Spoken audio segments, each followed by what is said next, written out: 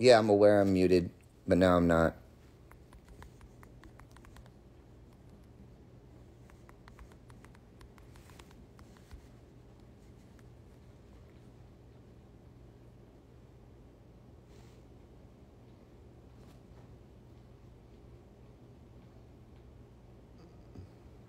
You can hear me now. Relax.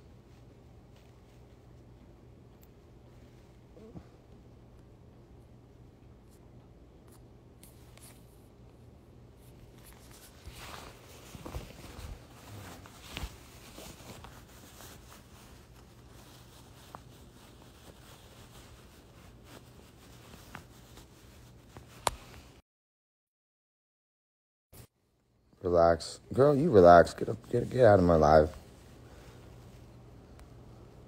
Relax, man. I'll show you to relax. Adios.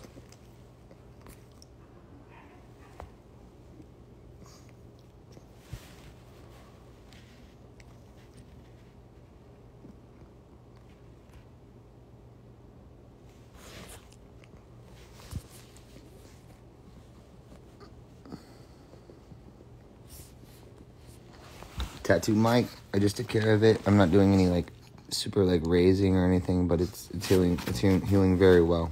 Healing very well. It's in the third stage process right now.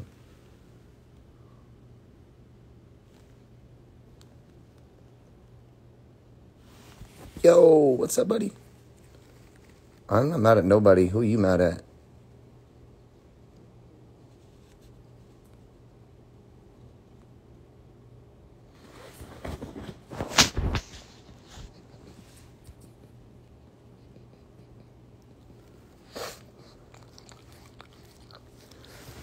No, you good job, Mike. Man, thank you so much. I'm actually a little sick right now, guys, so I'm not doing. I don't feel very well. Hey,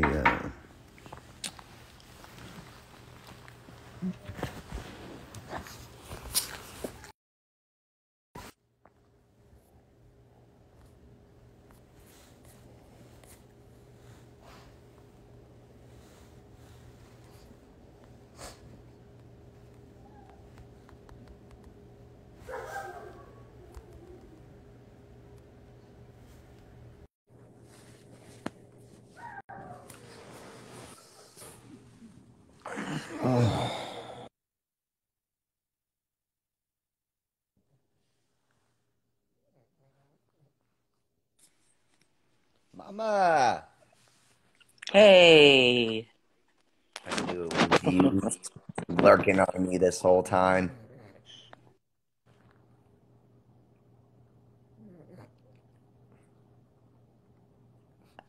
Okay. What's lurking All right, on do me you a this whole favor. time? Watch. All right, because you're my mama. All right, so see the little smiley face button right here, Mom? See the little smiley face Mm-mm. button? Click on that, and then just go to the one with Where it like the says blue heart. live? No, it's like a little smiley face and like two little stars. Oh, Like you'll see okay. four Here. icons. And you'll see all these things pop up at the bottom. Just play around with those filters. I'm gonna teach you how to use Instagram. I gotta get my reading glasses. Ugh. Look at these steaks. Oh, Filet mignon. why do you gotta do me like that, Mom? Because you need to come out to Florida where I can cook for you again. I know we're in the process, guys. Of my mom. You know, she helped me with my investments with real estate. You know, she literally took up my check and like ripped it up because I'm like, I'm going to buy a Lamborghini. And then she was like, no, you're not. And she took it and she ripped it up, made them issue me a new one. And then took me out and helped me buy my first house. It was really amazing. So, but I'm from Tampa. So what is she doing? She walking around. She got them boondocks. But Mom, you got boondock Wi-Fi.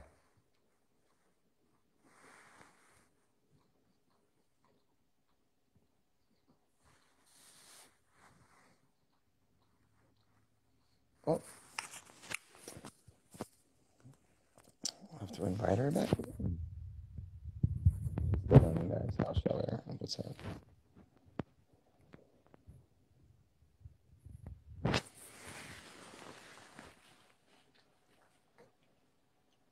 Got it. All right. There. Hey, there you are. I'm sexy and I know it. All right, like, listen to me. So there's the 4 icon buttons, right? All right. There's one with like a little smiley face.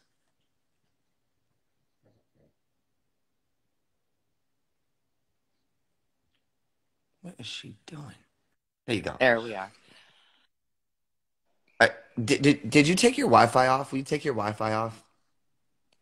No, no, we switched over to Spectrum, which I hate. Oh, they're terrible. I have Spectrum. Yeah, it's horrible. Oh my Right? God, it's We terrible. switched over to Spectrum, and it's been a nightmare ever since.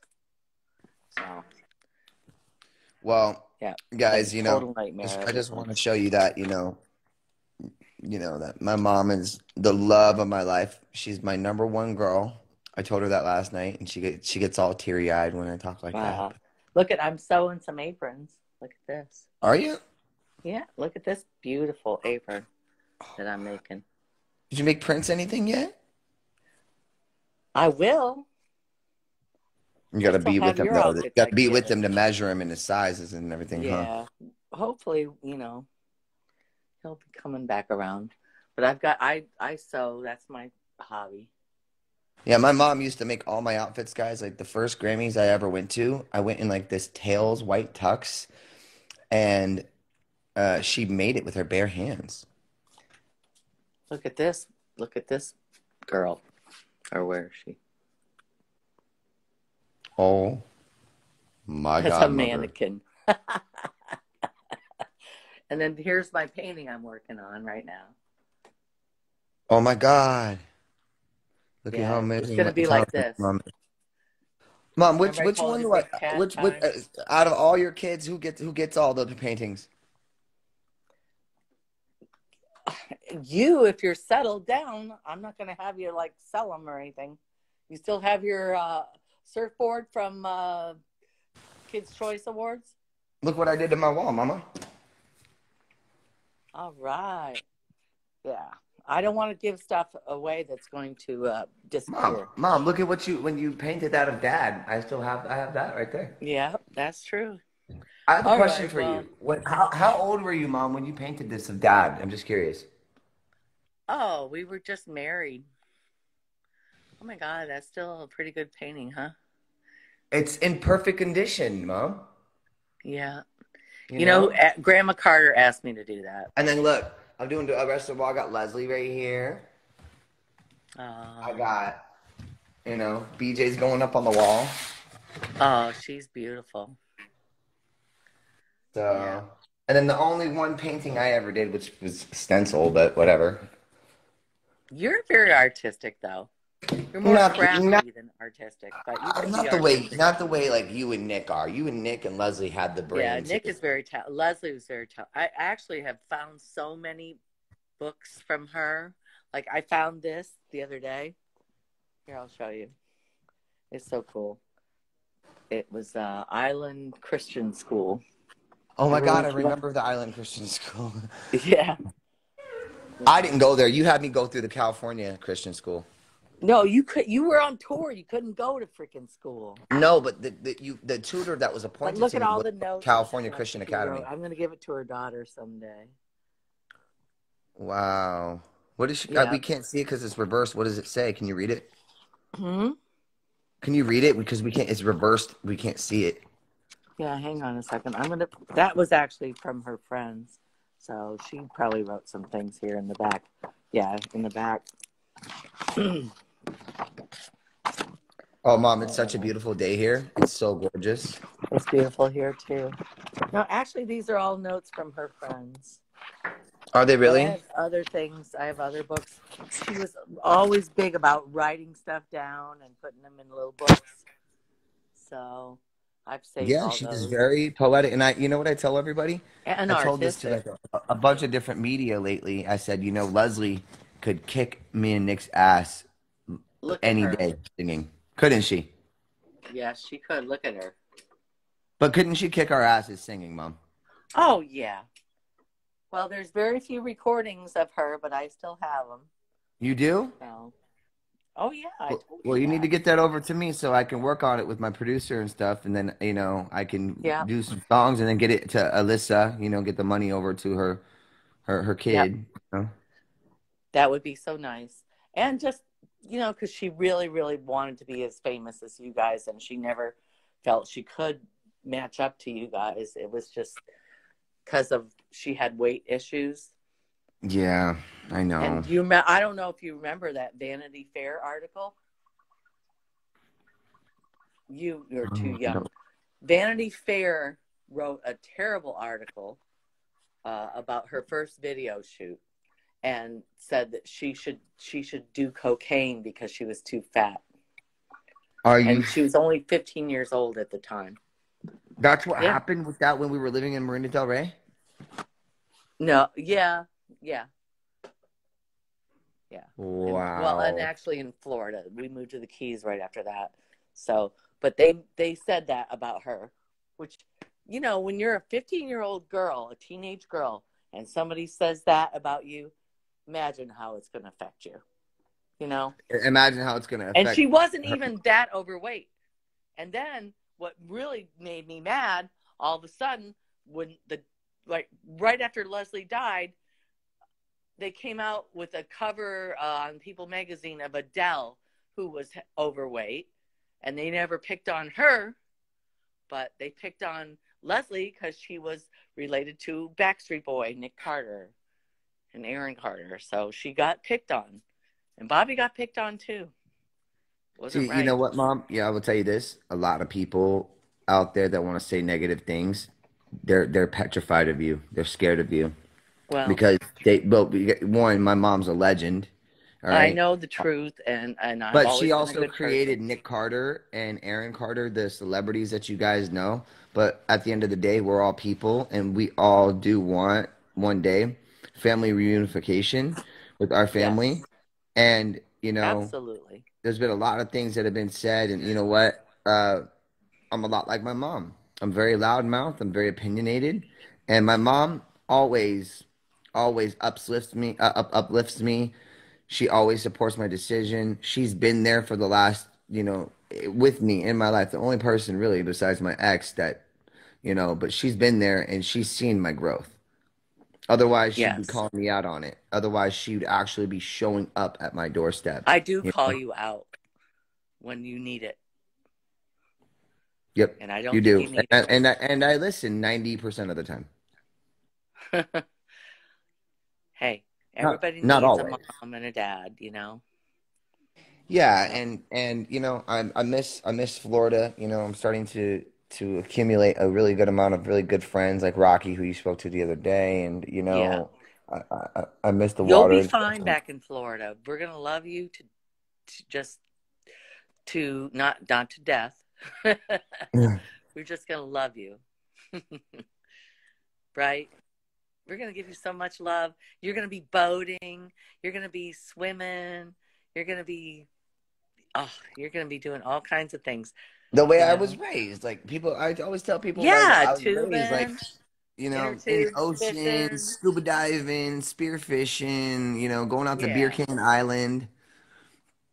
Enjoying cat. Remember, no, I'm telling them I'm a cast Anklo netter. Key is right off the coast from me.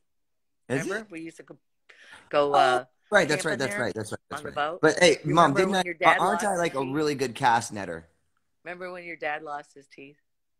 Yeah, because he decided he was gonna shoot a stingray outside of the water.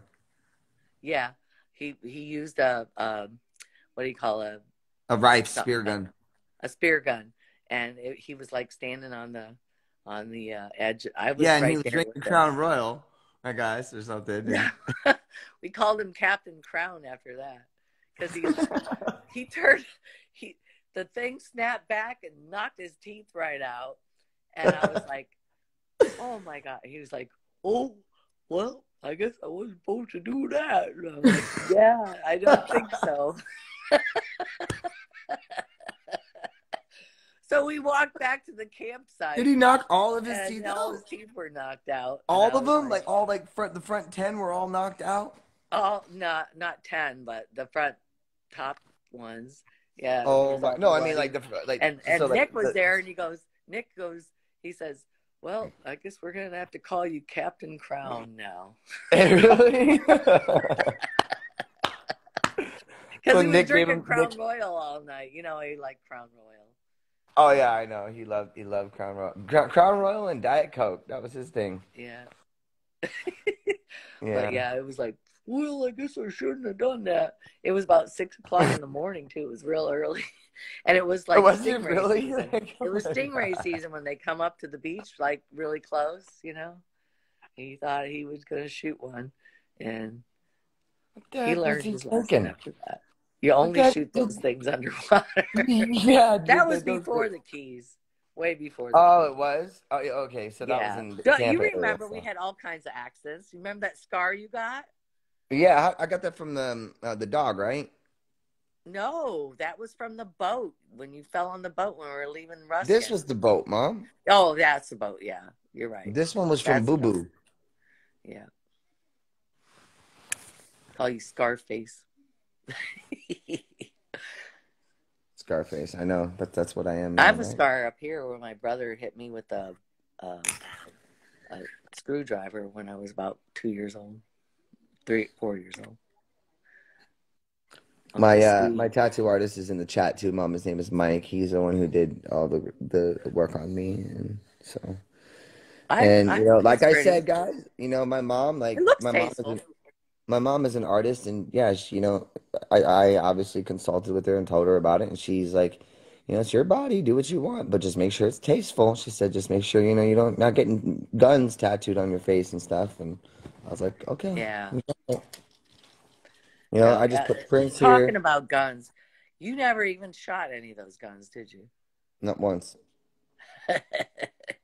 You just want to collect them because your dad collected guns. That's all it is about. There you go, guys. He's not going to shoot anybody. Never No, will. I'm Never not. would. Yeah, they try to say I'm not worried. they try to say that I'm like homicidal and I want to kill people, Mom.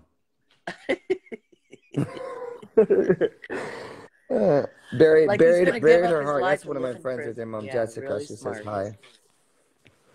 Yeah, I think you're smart. Mike just said tasteful. He said I love it. Yeah, he's a great artist. He really did a great. And it's all tells a story. Really. Oh, very nice job. Yes, very nice. I told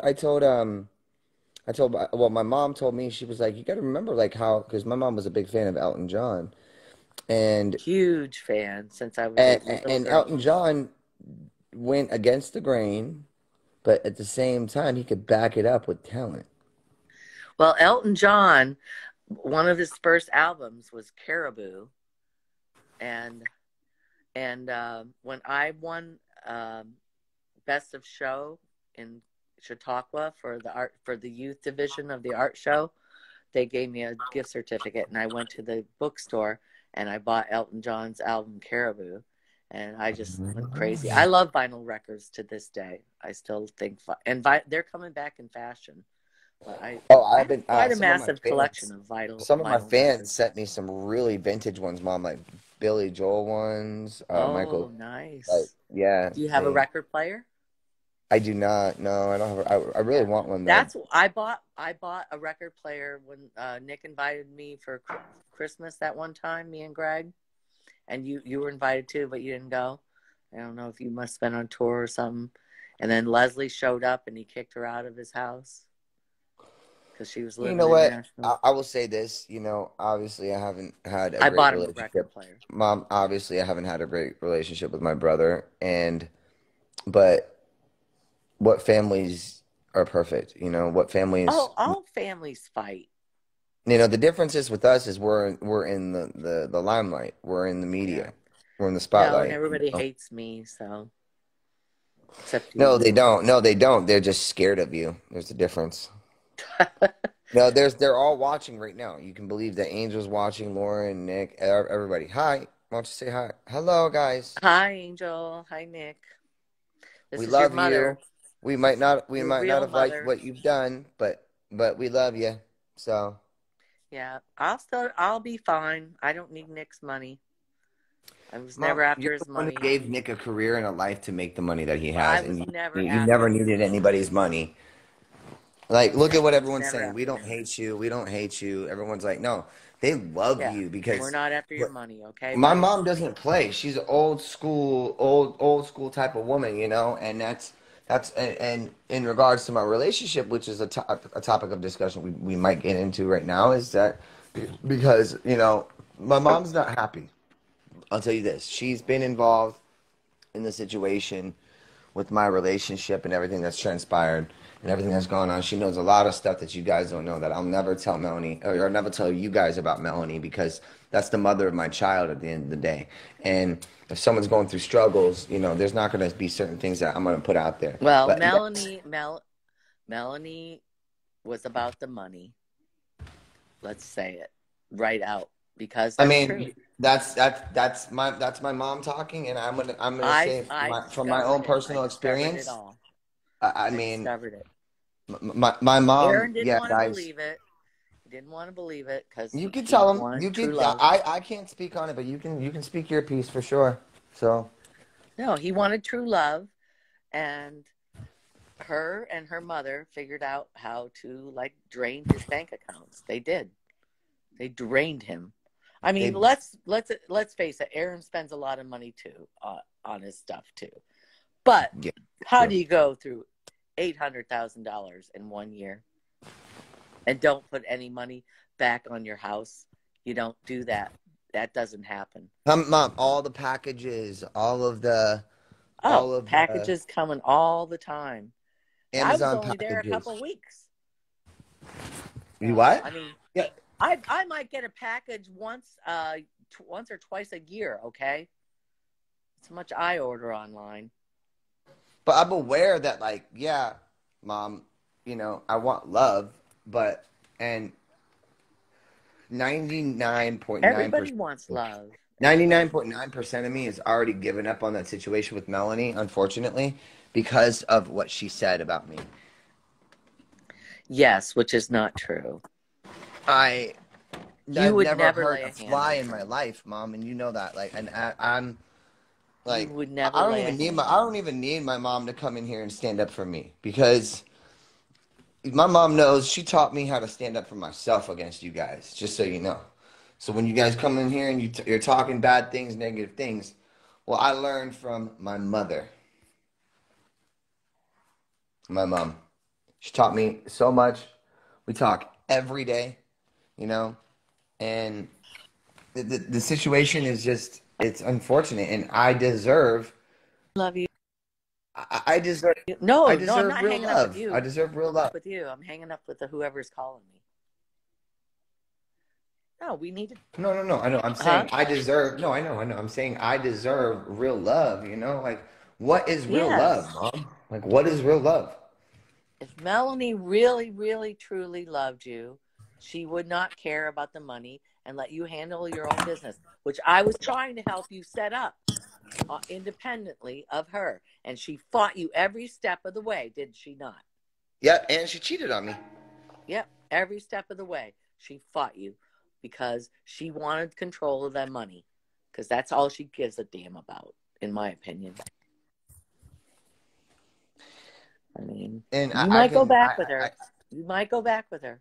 She might suck you back into her little vortex, and there's not a damn thing I can do about it.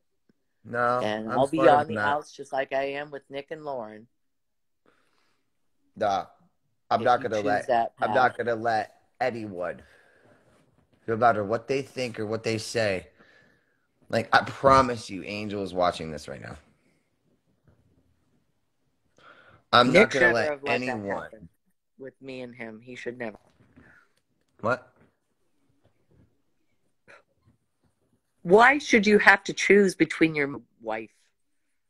You can have both, right? If if you're really Yes, trying of to be course you can. a family, that's what I Yes, think. and Puts that on you, like Lauren put it on Nick, that he had to choose between me and her, and he's dissed me for how many years? I've never met any of his children, my grandchildren, And they're my DNA. They're my blood, regardless, you know. Well, you know what? I think over time, and you know, if we just focus on our relationship, you know, they'll come around. They always do. So, Well, we can hope for the best, but it's been pretty awful. Respectful at all, considering everything that I sacrificed for this family.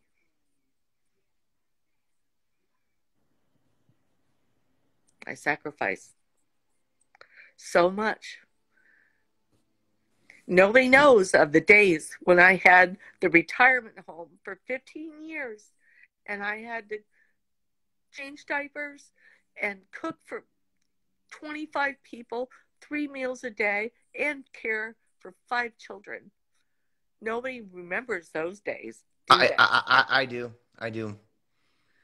Well, that's what I did. And then I also had to fight with Bob to get the money to go and take Nick to voice lessons because I thought he had talent. And I was hoping that if he more success, you know, I could put the girls through college or whatever, you know? That's Which what you I was ended up hoping doing. for. But Huh? mom, you know what? You gotta you gotta give yourself some credit. You did do you did do all of those things. You did put all your kids in college. You did have 2 sons that were traveling the No, they world. never got in college. No. I thought BJ like started to go. Yeah, but she faked it. But it's all right. It's okay. No, I tried to do the right thing and give the money, you know, and that wasn't Nick's money at that point. That was the money I was earning being your manager. Yep. Yep. So, which, by the way, was always through an accountant, never stole a dime. It was Yeah, my we already cleared that commission. era I when was we went on entitled marriage boot camp. to spend it the way that When I we wanted to. when we went Huh? on marriage boot camp, we already put that to rest. You Yeah, know, we cleared I that. never thought about it, but they strapped us up to real polygraph machines, and then they revealed, you know, it was crazy. We had a blast on that show. That was fun. Oh, it We was kicked great. everybody's ass, And, didn't we, Mom? you know, I kind of miss Corey Feldman and his wife. They were, I don't miss Corey Feldman at all. He can suck. Yeah, no. sorry. Well, I think he did kind of, I don't know. I don't want to say anything publicly. I do think that he was trying to be your friend. Yeah, but for the wrong reasons. Yeah. You I mean, said something about him. I don't know. come on, Mom. I like him. You shot him right in between the eyes with a paintball gun. And they never aired that. They didn't? Nope. Oh, he probably threw a He must have conniption. insisted, don't air that. He probably threw a conniption. Oh my God! That was the Don't air best part of the that. show. Oh. They edited it out. Just like Michael Jackson edited you out of his Madison Square Garden 25th year reunion thing. Yeah. And that we spent all our money to go there, by the way. That was all your money to go there because we felt it was an important event. And we were on tour actually at the time too. I was on tour. I was on tour at the time too. Yeah. No, we had to make some changes to get there. Do you remember Liza Minnelli being walked up the back step? No, it was, I think it was Elizabeth Taylor. It was Elizabeth Taylor, yeah. He couldn't walk. And I met Dionne Warwick backstage. And Whitney Houston was the phone keeps breaking up, sorry. You don't remember that. But Whitney, and then Macaulay Culkin sat with Mike right there to the right of us. We were like in front row seats and stuff. Gave us nice seats at least. Oh, I know. I can't wait for your new book to be done. She's almost finished with her next book, and she is a New York Times best-selling We went to author. Top of the Pops. Oh yeah, Top of the Pops. Remember Top of the Pops?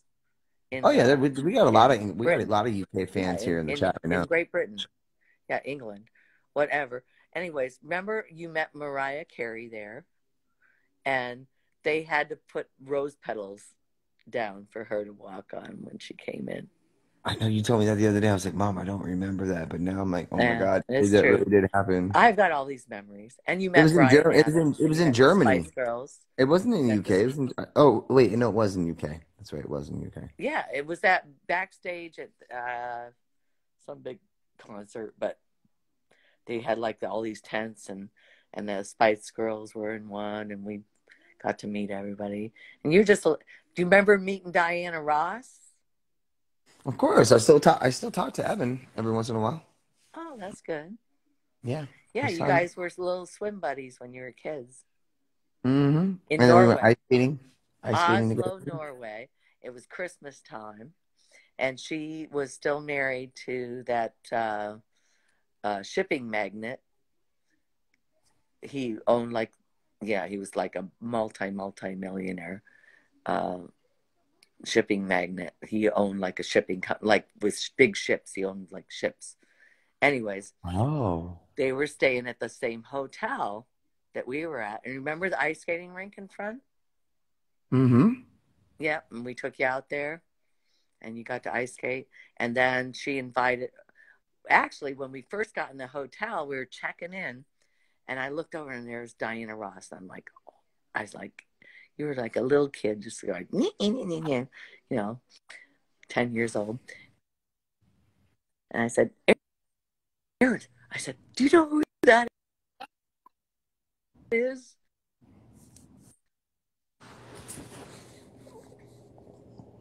No, and then you started singing me "Baby Love," and then that's when I knew who it was. I remember you're like, "Baby love, my baby love," and you started singing "Baby Love," and I was like, "Oh, I know who that is."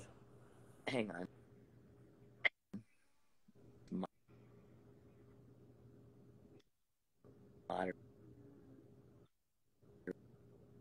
Moderated. You have the worst service I right don't now. know why.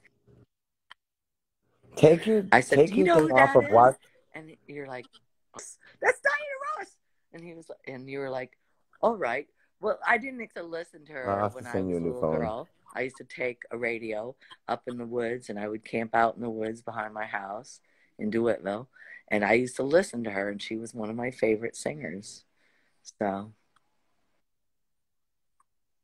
yeah, that's because and she had little boys the same age, and we went up to the swimming pool, and oh, just an amazing woman. And we talked about Michael Jackson. She and I, she said, don't you worry about, you know, Aaron, because Michael was already an adult at that point, and she was friends with him for his whole life. And she said, don't you worry about Aaron. I said, no, I think I've got it. I've got it balanced, and I've explained to him, the dangers and this and that, and give him lots of That's why I'm attention. And still alive today, Mom. That's why in the last 5 years, 4 or 5 years, all the stuff going on, I haven't been institutionalized. yeah, Uh, I the, told the, her that I had it together. I thought I did, but then when the divorce happened, no, you know, didn't have it together. So, I but mean, how could you? I mean, you end a marriage of 27 years, and then you have to start over and live a whole new life. And I yeah, think and they that were attacking me publicly, yep, and like you're a survivor. I mean, like I was a crook. Can you imagine living your whole life like that? And even, what really pissed me off more than anything was Barbara Walters, because I always thought, wow, there's a woman journalist. She's very talented. She's smart. She supports women working and everything. And she turned tabloid on me with that interview with your dad and Nick. And how dare she do that to me? Because Daphne did the same that thing. pissed me Daphne off did the so same thing bad. to me too. Daphne did the Huh? same thing. Daphne did the same thing to me too. Daphne. Daphne, yes, the German reporter that we worked with like a long time ago. Oh, With yeah, yeah. She turned tabloid on you, definitely, to try to get Michael Jackson stuff. Yeah. Try yep. to get Mhm. crap. Yeah, that's what they They're do. trying to get That's me what those that people saying do. that Michael did this and Michael did that, and I'm like, stop I putting used words to in my talk mouth. to Michael Michael never did all the nothing. time. I feel really guilty about one thing about Michael. I have to tell you. Hmm. He called me when he was doing that Martin Bashir interview. Martin Bashir was at his house and everything. And he said, he called me one time because we used to talk all the time when I was living in the Keys and stuff. And called you Applehead. Yeah, He I said, know. hey, how's Applehead? I said, he's good. But we would and talk. I We called would him talk Dookie. as adults. And I told him, he said, well, this Martin Bashir guy is doing an interview with me. And I said, okay, okay. So he thought he was really cool because he did Princess Diana and everything. But years later, they found out he lied. You know, that guy was a charlatan. He was a liar and a crook and just twisted things. And he even had to admit it about Princess Diana. He lied to her when he interviewed her. So what happened was he's like, oh, yeah. And I said, well, it sounds like it's okay, you know. And he goes, well, what do you think about? He said, you know, I like to let kids, you know, the kids come and sleep with me and watch TV and movies and stuff and eat popcorn in bed. And I said, well, I do that with my kids all the time. My kids sleep with me all the time. I said, there's nothing wrong with it. And so that's when he told them in the interview, there's nothing wrong with it. It's just love, you know, just being hanging out together. And that guy twisted it and made it like he was a child molester. And that pissed me off so bad. Because I told Michael, I said, Wow, yeah, he no, basically called you to there's nothing consult with wrong with you. that. He, Huh? he called he called you first to consult with you Yes, over yes, it first. yes, he did. He asked me my opinion You because, know, you know, I was in I the even business. the time that I spent with Mike was like he was just such a nice, fun guy. He just Yeah, he's obviously, not a child molester. you know, he had maybe a little bit of arrested development, you know, to where It he happens to child stars all the I mean, time. I've gone through it Look too, at but Brittany. I've grown from it and Yeah, I'm stronger, you know. I love Michael, but I'm stronger than he was. yeah, He he he he, obviously. he wouldn't He he should not have wouldn't been so insecure because he was just amazing, just an amazing person. And but he was very insecure. So and insecurities can ruin a lot of people's relationships and they can also yep, take away the validity of what they're saying. So if you're dealing it with somebody killed who's him. insecure, It killed him. It killed him because they just went after him one thing after another. People were just after his money. right? Aaron, if you had that kind of money, believe me, you would not get a moment's peace because there would be somebody trying to sue you. So you should be Well, grateful. that's what it's like now. Last year I dealt with 12 lawsuits. Yep. And now that I got myself back on track and making money, it's like I mean, You I got to got be sued, smart. You got to be smart. LLC, like just everything that people can try to sue me for, you know, and I'm just like, you know, Well, you got at to the end of the worry. You got to worry about the vultures, the people that are just clinging on just to get something from you. You know. yeah, whether it's a reaction from people saying bad things on the internet, whether Yeah. it's, you know, but you know, the the whole allegations going around about me are really it's really embarrassing. I will tell you that. Well, Aaron, you don't even address them. Okay.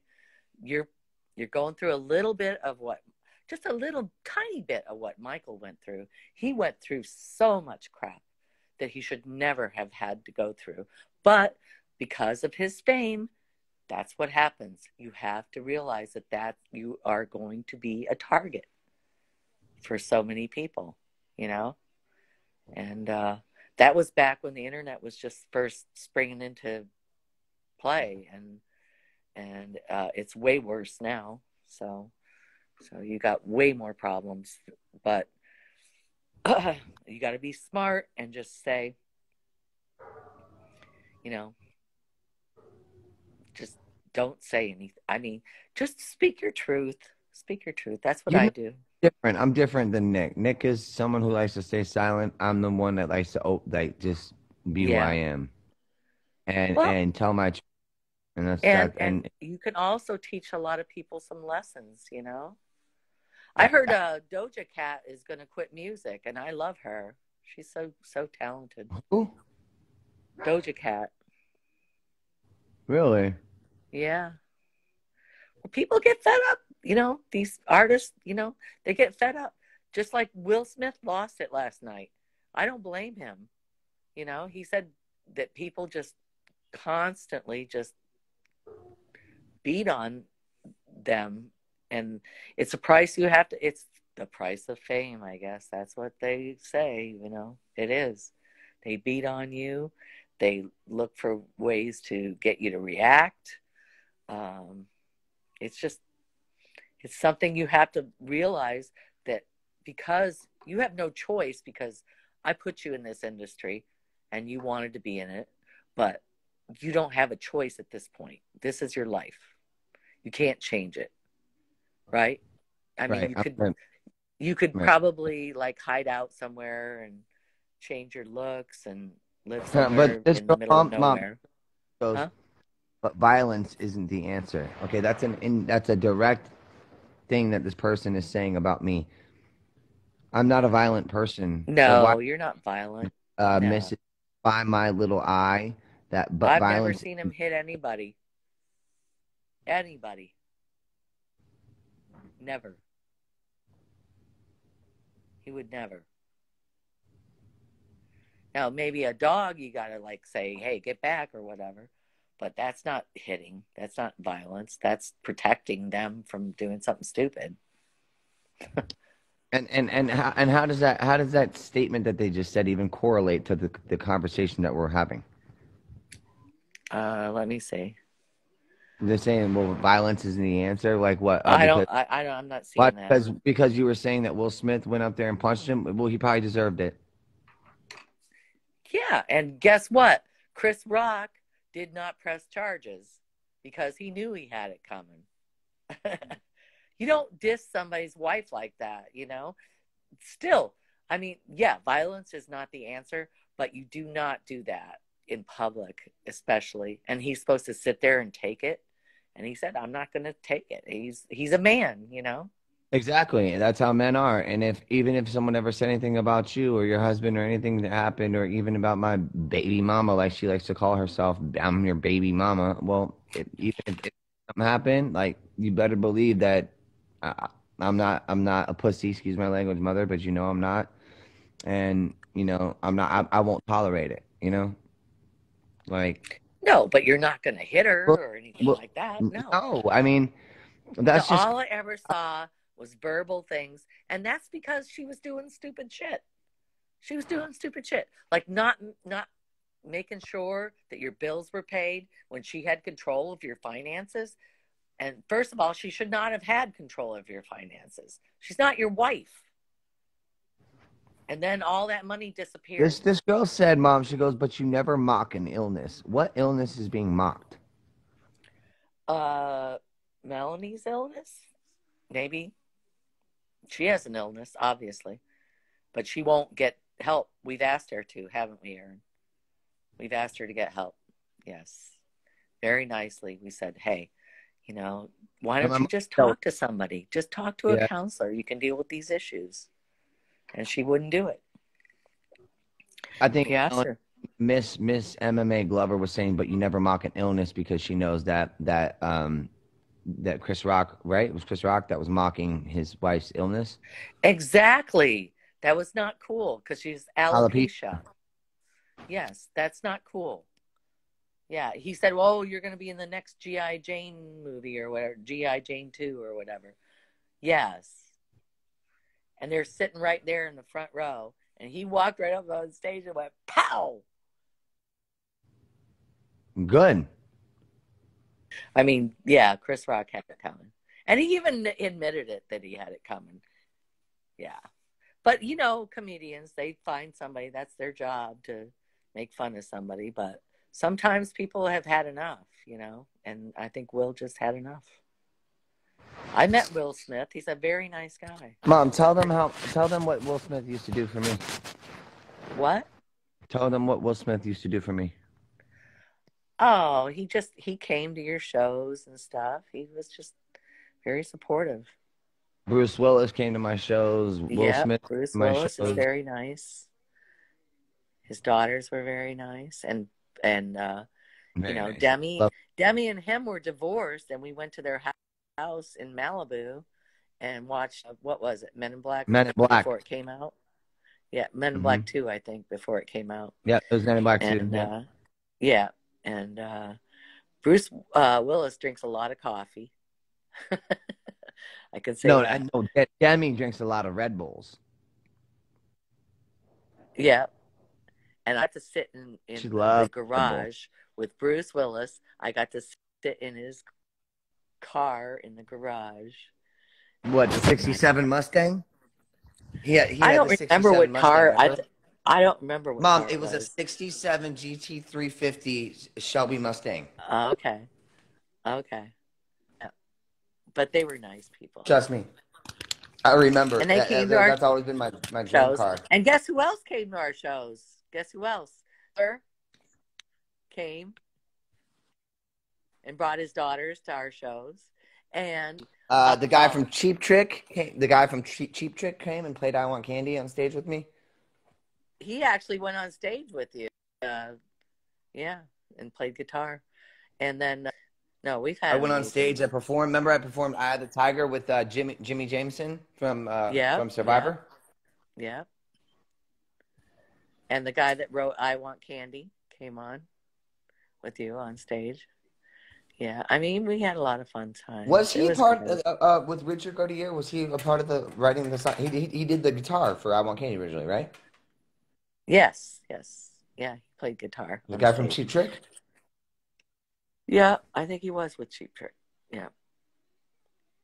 No, but we had some amazing people, and then also the guy that played Fonz, Henry Winkler. I want you to meet one of my friends, Mom. This is Check the Star. He's going to tell you he's. Guess who else I met?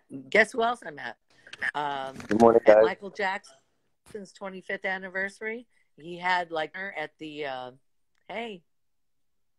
Good morning. This is my really good friend, Mom. This is Check. He's an amazing artist. He's in Florida. He's trying to drag me back to Florida, too. You need to get him back to Florida, please.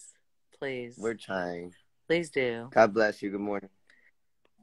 I just wanted you to meet my mom. Say this is become cool. One of my most amazing friends. He's in Florida. Like he's an amazing artist and a writer, a song producer. He's a dot connector. He's a manager in the industry. He helps a lot of the younger kids and the younger generation.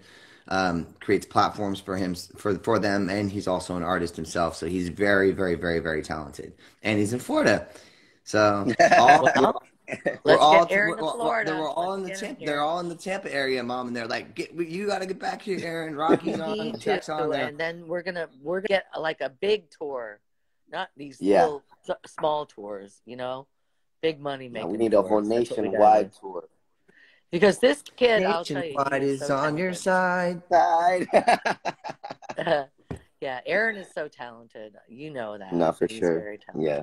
No, Check has been with me in person. He's come to the house when, a lot of other my friends wouldn't come. He came to the house and stayed with me for a couple of days. And we just enjoyed our time, and we just, we hung out. We did some music together, and, he's in Florida, and he's a very big person in Florida that is very well known for. Well, good. I'll see how big he is when I meet him. I'm a little guy with a very big spirit. That's it. Oh, I didn't mean it like that. I'm sorry. I know. Bro, this is where I get my wit from. Now you're gonna be like, oh shit. I get it. I mean, talent wise. Okay. Oh, okay. Okay, talent wise. I thought you were gonna. I'll respect you, Mama. I'm a little man. I'm okay. Thank you. Oh man. Yeah, but Mom, this is my mother, Jane. Mom, this is Check. His name is Check the Star. So nice to meet you. Oh, my only goal is to get Aaron back on top before I die.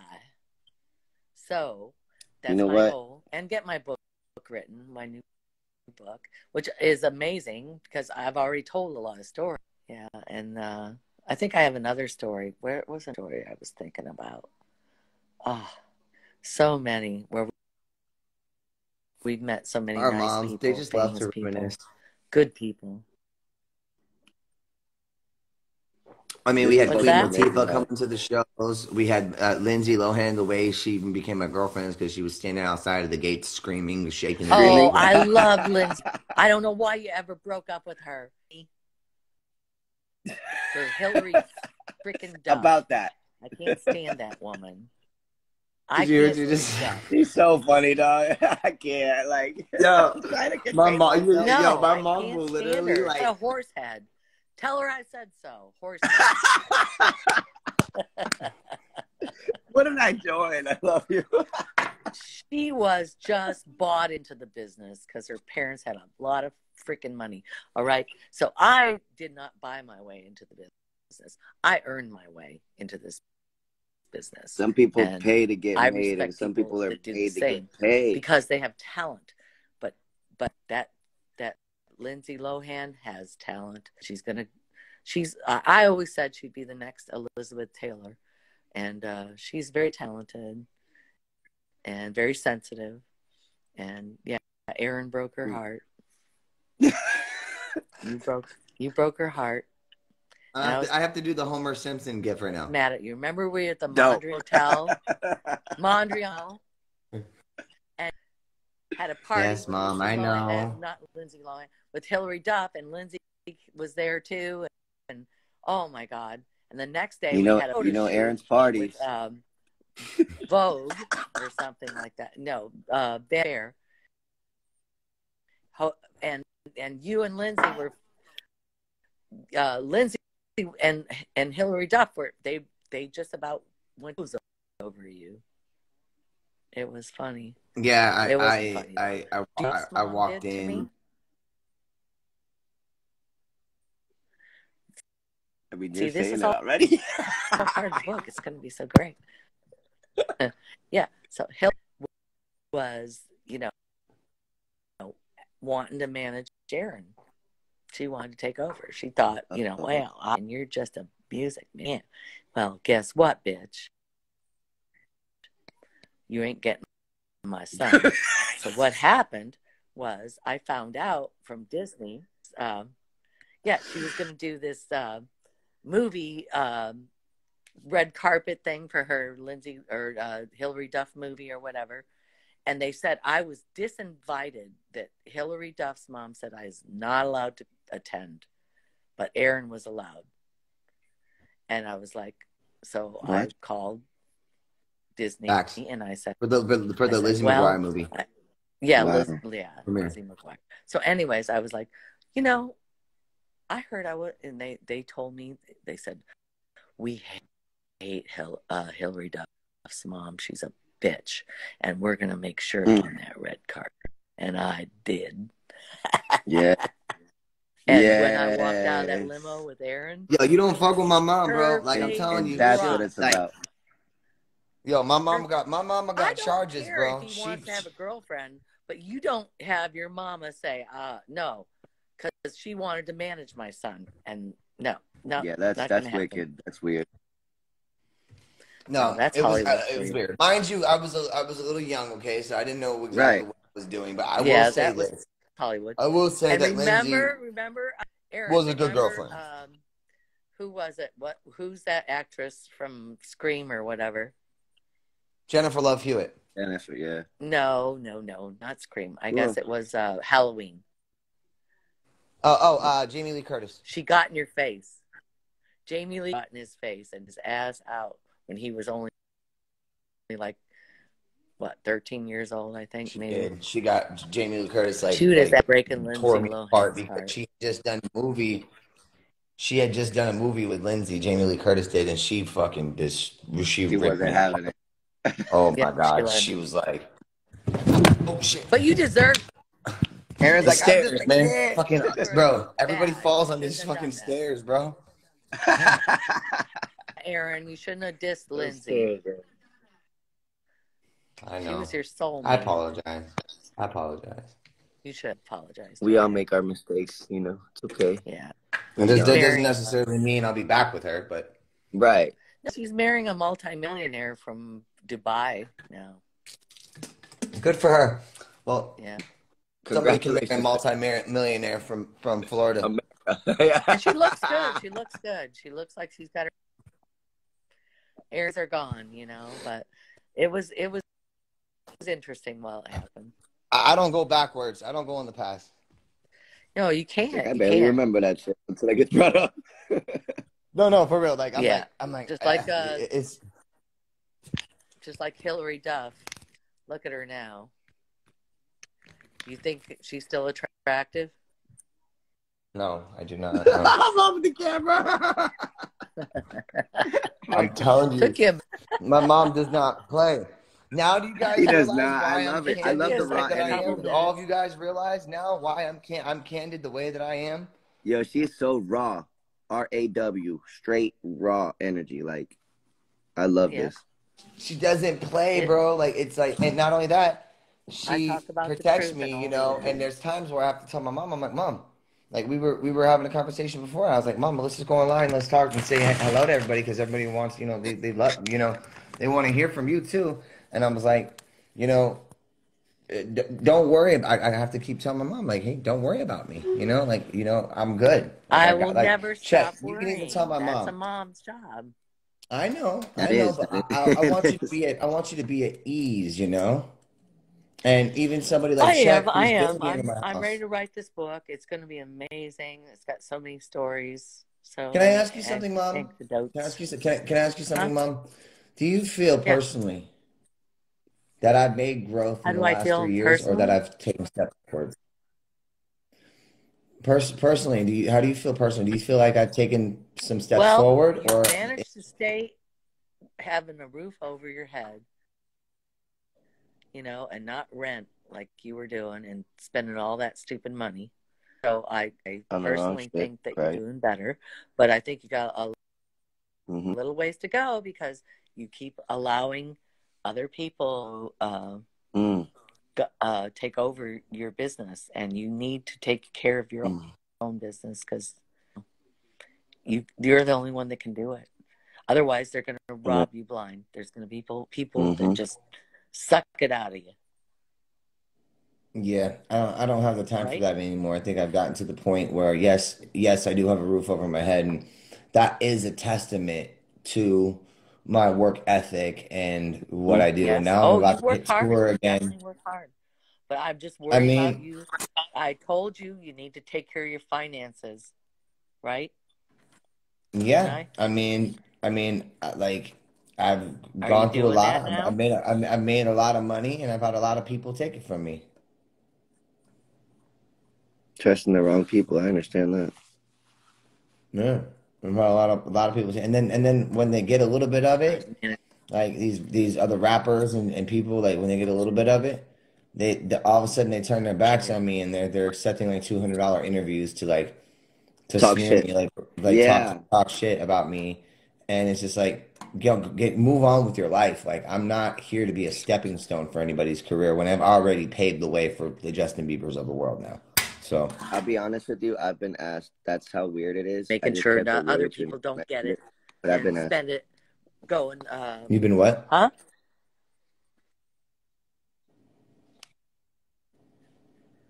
Oh, you've been asked to do interviews?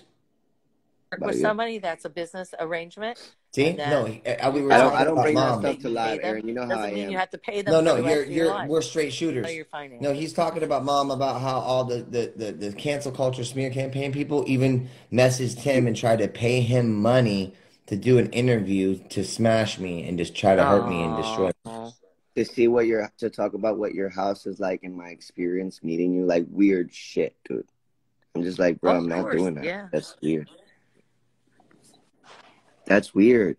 Well, why would I talk about another man? You're still popular then. You're still popular, I guess.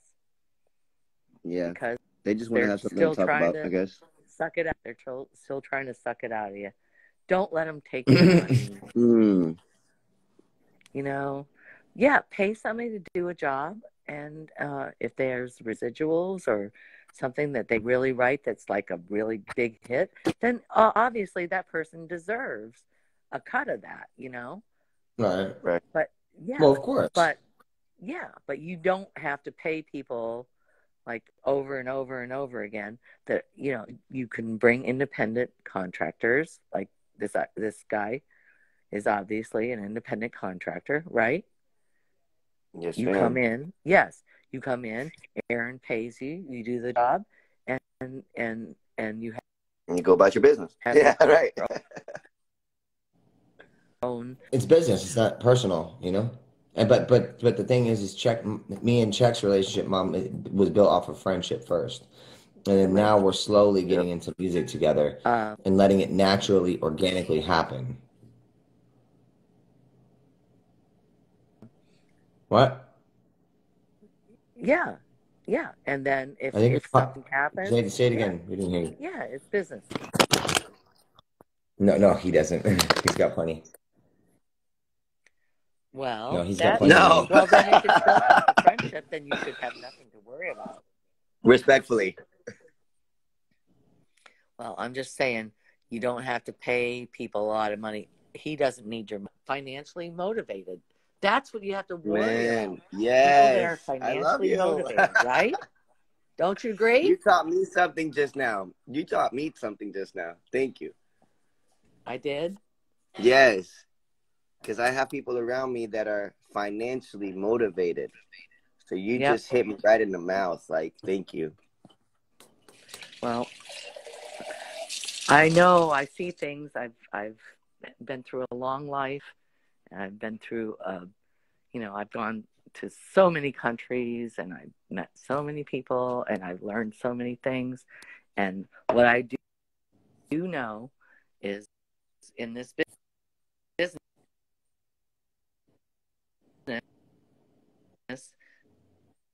when you make money, people want to take your money. And that includes lawyers, everybody. They're just out, you got to stop it. And the way you stop it is you just handle your business properly and make agreements when obviously he doesn't need a written agreement with you. You guys are that close. No, but we're good. I could tell Czech. I've already told Czech so many things about me. I actually prefer not to have written agreements if I can get away with that, not having written agreements, just having people that I can really, really trust. I think that's more important, and if you have to have written agreements, then that's obviously somebody you don't really truly trust. Mm-hmm. So, I agree with that. Like a prenup. Mm-hmm. Yeah. Wow. So he doesn't need that with you, and you've been around a long time. I do believe that I met you when we were out. When I was out there in No, you didn't California. meet him. No, you never met Czech. No, ma'am. He's not the one that you told me. No. No. Oh. A lot of everybody. I've gotten rid of everybody. I hit the reset button and I started over and I started new. Okay. I basically upgraded my computer and I hit the reset button, Mom, and I did a power reset and I just took a step back to be able to look at my life from an outsider's point of view, from a third perspective. We met through music, through doing music, and I actually was a fan of him and a lot of other people, watching them on YouTube and how they were blowing up and doing music and stuff. And I was a fan, and I reached out, and then I integrated myself into I was like, these are my people. Like these are people that are face tatted, but very intelligent. Czech is very intelligent. There's such prejudice behind face tattoos, but it's okay for girls to go get BBWs and boobs and lips and eyebrows and fake all this shit. But we can't. But as men, we can't do this. Oh, you can do it. But there's a stigma and a prejudice against it. When for girls, it's okay to constantly get their asses looking like a fucking caboose and on a fucking train. And where they're waddling around like a duck and they can't even move. And but we get a face tattoo and we're degenerates or something. Kardashian thing. Yeah, My grandmother had a huge ass, and I was like, man, I never want to have an ass like that. And thank God I taught my father's She's like, oh my God. My grandma does have a big caboose, bro. It's a pay money to get an ass like that. I'm just telling you. And I'm gonna tell you, Mom, I know this might be, but those kind of ass, they don't even move, Mom. They're not even nice. Like, it's just there. You smack it and it goes. He said, "There's no movement. There's no fluidity. There's no juice there, Mama." Ladies, love yourselves, okay? Love you, yeah. Well, but did I not make a good point? I mean, Mom, I swear, when these big booty girls come around, their asses don't move. Oh, it's horrible. And then if they get it wrong, they got one ass cheek that's higher than the other, and then one's sticking out this way. And they think. And then I'm thinking to myself, Mom, how do these women take poops? Oh my God! It's disgusting. I'm not gonna say who it is, but I had a girl in my life recently that had the big BBW. All right, she broke 2 toilet seats, bro. I'm out, dude. Oh my! She fucking broke 2 toilet seats. I don't know, Aaron, why do people think that's attractive? It's nuts. I never said it was. I didn't know about this shit. I didn't. Megan Thee Stallion and the Kardashians. Jesus. They're I don't get it. Like their asses are. I don't understand. I'm trying to, and I'm thinking to myself do they really think all of this is attractive or cool or what is it what's up? It's odd. This is weird. It's not.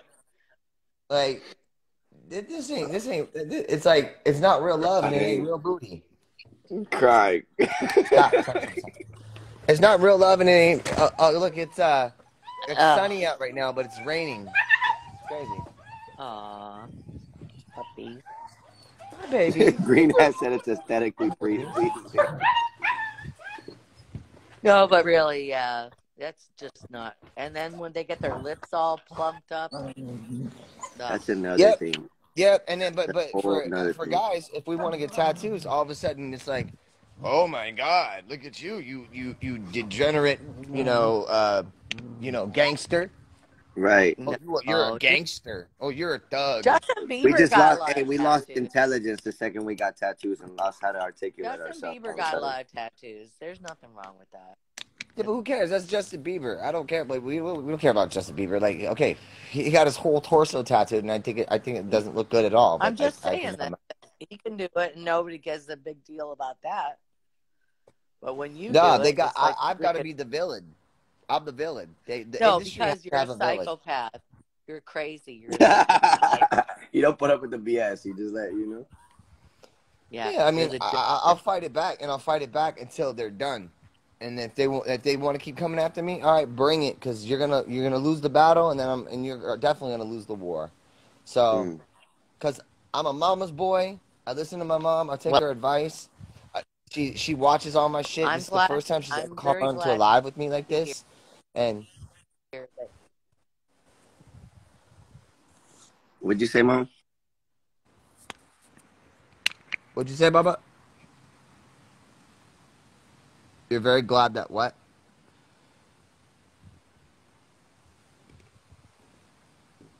Oh, we got Green Hat up in here. Yeah, because I'm very private. I said I'm very private. We lost check, but Mom, there's a guy named Green Hat in here. He's the next big thing when it comes to podcasts, and he helped put a lot of these kids on. I pinned him. His name is Real Green Hat Guy. He is an older, around my age. He's 36 years old. I'm 35. He's around my age, and he helps all of these younger generation kids that are involved in, guns and this and doing all that. And he's a really good person in the industry that is actually changing the way things go. And I became a fan of him watching him on YouTube because I saw him like talking to people that are like both like bragging about money and all this, and he's like, what is money? Doesn't he, like, it doesn't matter. Like, are you in the studio recording? Are you actually doing work? Are you putting it in? So he's a real good guy. He's in the chat right now, but he's very, very well known in the urban see him community. now. You know? Yeah. He's a good guy. He's a really good guy, and I'm a really big fan All of right. him. All right, I love you, Bob. I'll talk to you later. Right. Well, I feel confident. Mm. No, I feel confident after 9. You're doing just fine. Thank you, Mama. I love you. Yes, ma'am. You're great. I love you. Bye. I love you more. Bye. I love you. It's so pretty out right now, guys. It's raining and the sun's out. Look at my pool.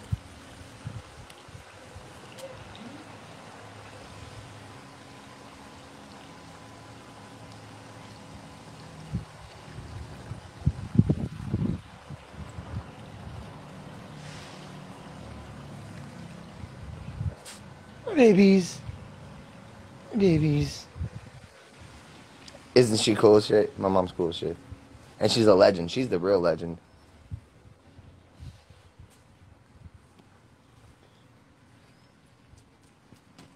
You love my Bob? Well, she'll love you too if you love me. I could promise you that.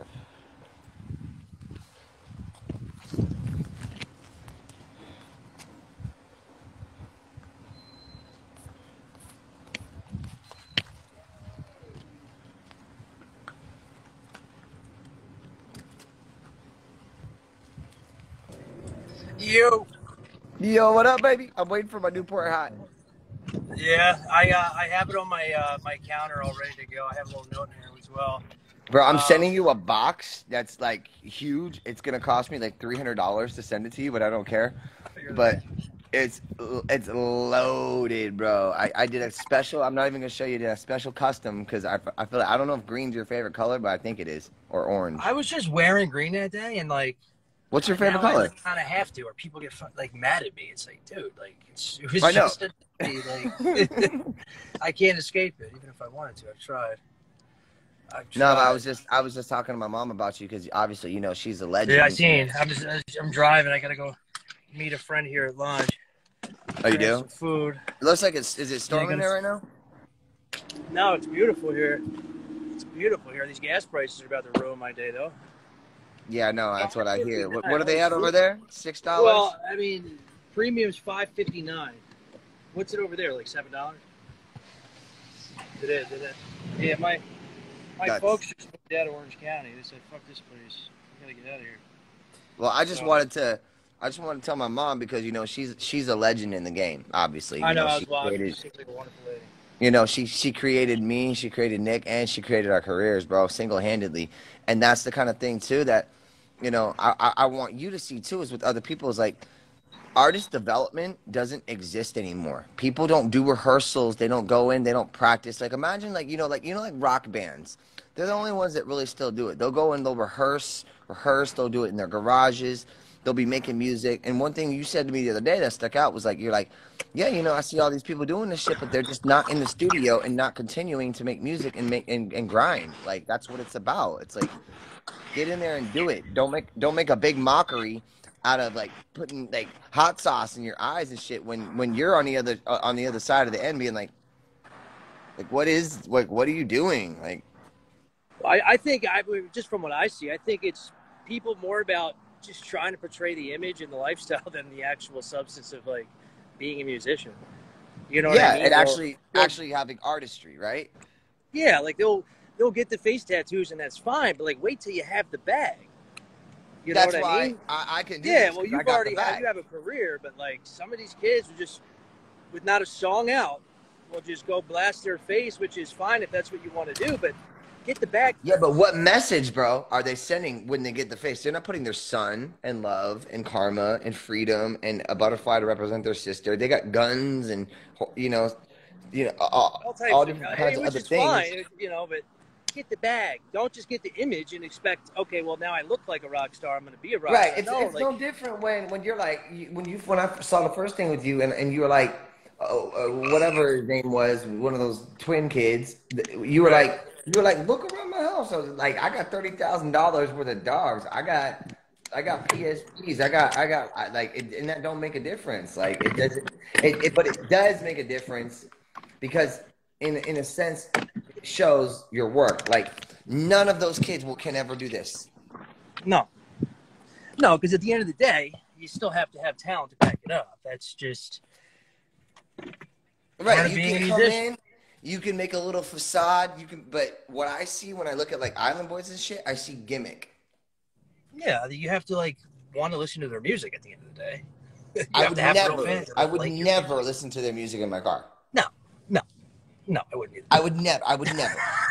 Dude, to be honest with you, I'm not even a fan of my own music, so I wouldn't even listen to my own music. Really? Yeah, that's what I see a lot of people that will just like jam out to their own tunes. I don't know if they're just listening to them to see what they can do better. See, I'm working on it and promoting it, but like if I'm in my car, bro, I play Bluegrass Junction. Yeah, it's I love radio. I play like bluegrass music. I listen to bluegrass. Yeah, music, I love bluegrass. I love a lot of Mandolin Orange and Watch House. Like the Chill Step radio. Iron and Wine. Like I love Iron and Wine. Oh my god. Yeah. That I'm like. See, we're in that older generation where we're kind of millennials, but we're not even close to like what the Z generation is. We're like on the verge of like We're like the older. And everybody keeps telling me, "Yo, Aaron, do a podcast," and I'm like, it'll happen when it's right, you know. Me and Green Hat have been talking about that, guys, and we're gonna continue talking about it and seeing. Yeah, we gotta work out the details here because we could really do a good job. I know we can bring some heavy hitters in. I know we can bring some big people, and then it'll come from your aspect of what you've already dealt with and been involved with, and then my 26 years of like my aspect to them. Like you'll probably throw them a coin, like, you know, what's up with like these face tats? Like you'd be stunting all this money, and like, is that really what it's about? And I'll be like, well, hey man, it's about gold records, like, and it's about actually doing the work and being able to do concerts. You can have 10 million followers on Instagram, but you can't even put 50 people in the seats. Yeah, that's a big deal. I got 500,000 followers. I can put 50,000 people in a seat. It's true.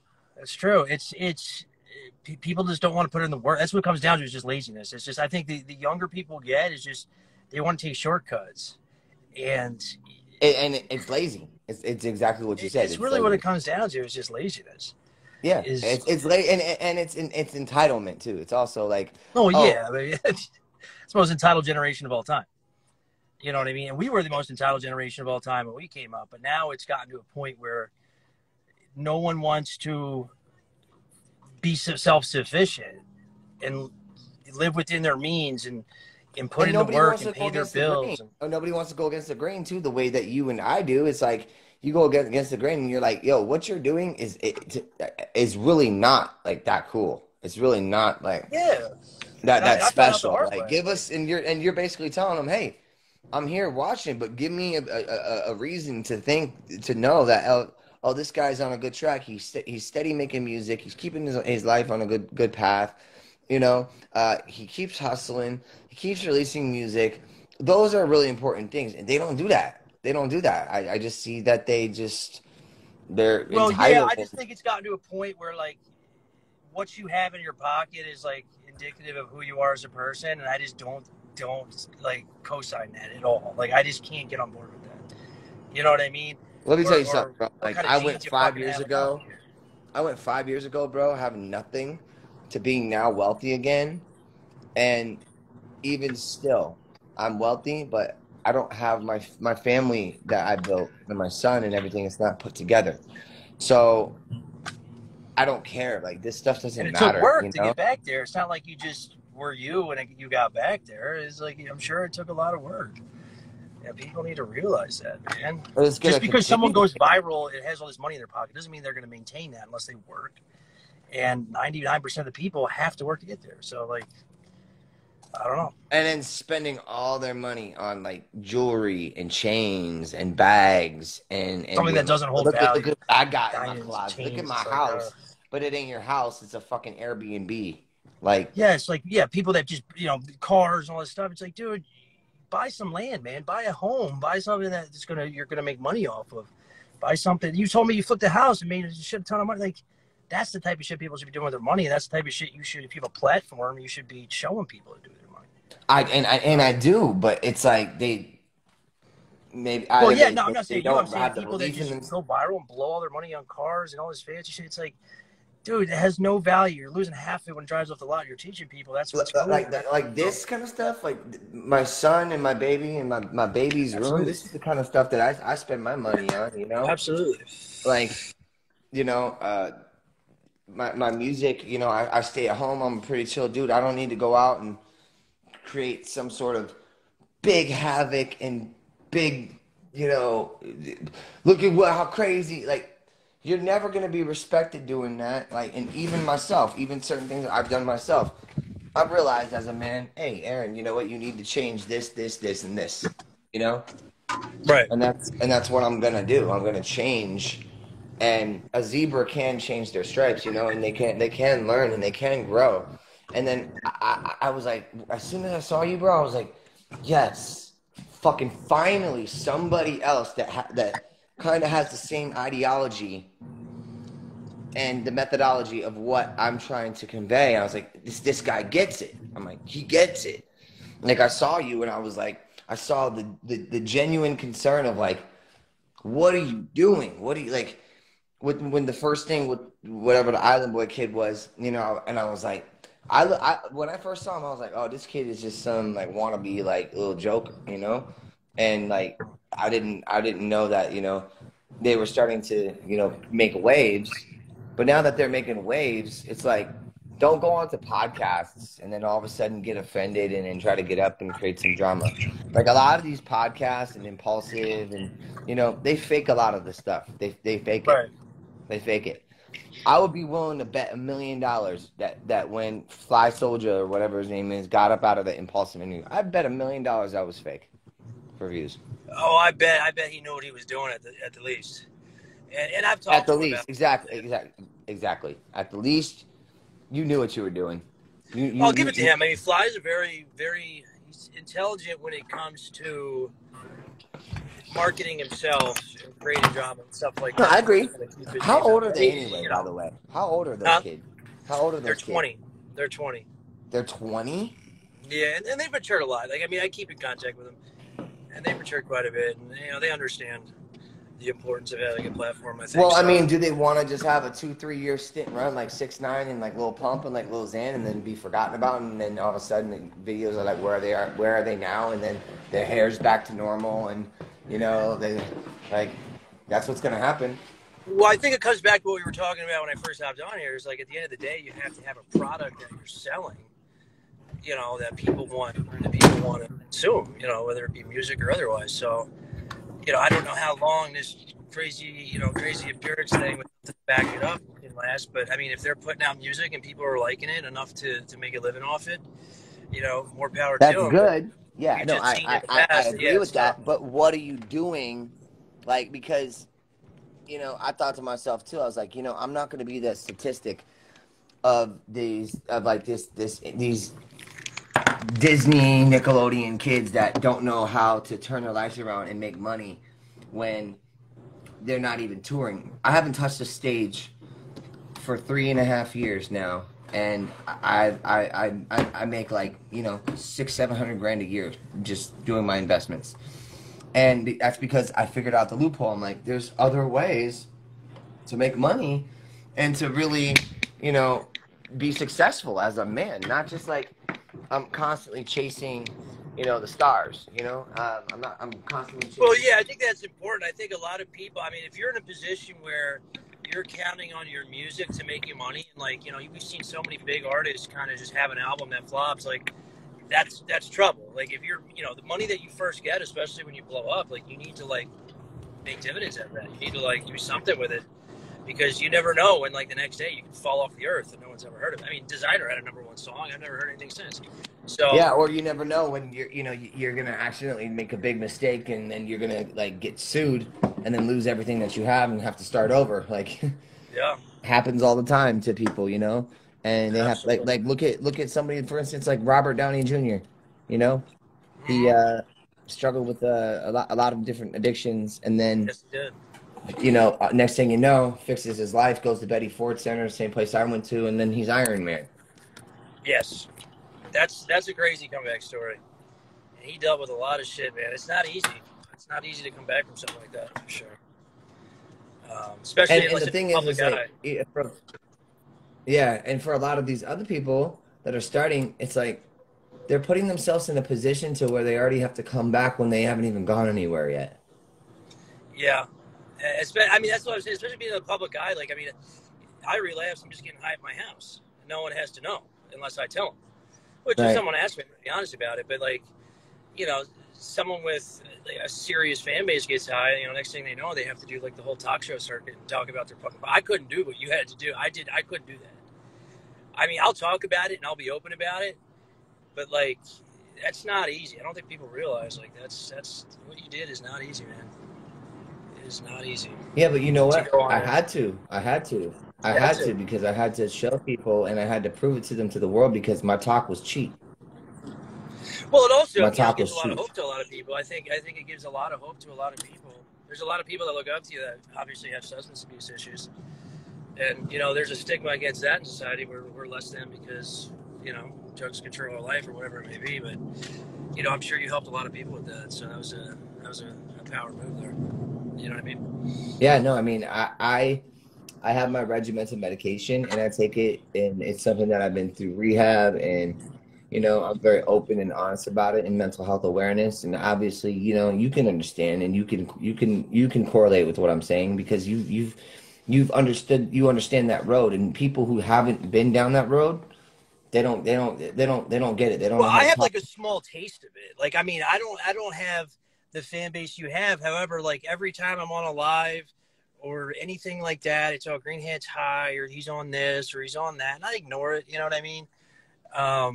But it's fucking annoying. And I could not imagine it being any worse. And like, I'm sure you get it a lot worse, and it would drive me nuts. I would snap. I've had it from every angle. Northwest, east, south, northeast, southeast, southwest. And the funny part is it's only the times when I'm sober they're saying that. When I'm high, they don't know shit. Yo, for real. I feel like the same thing too.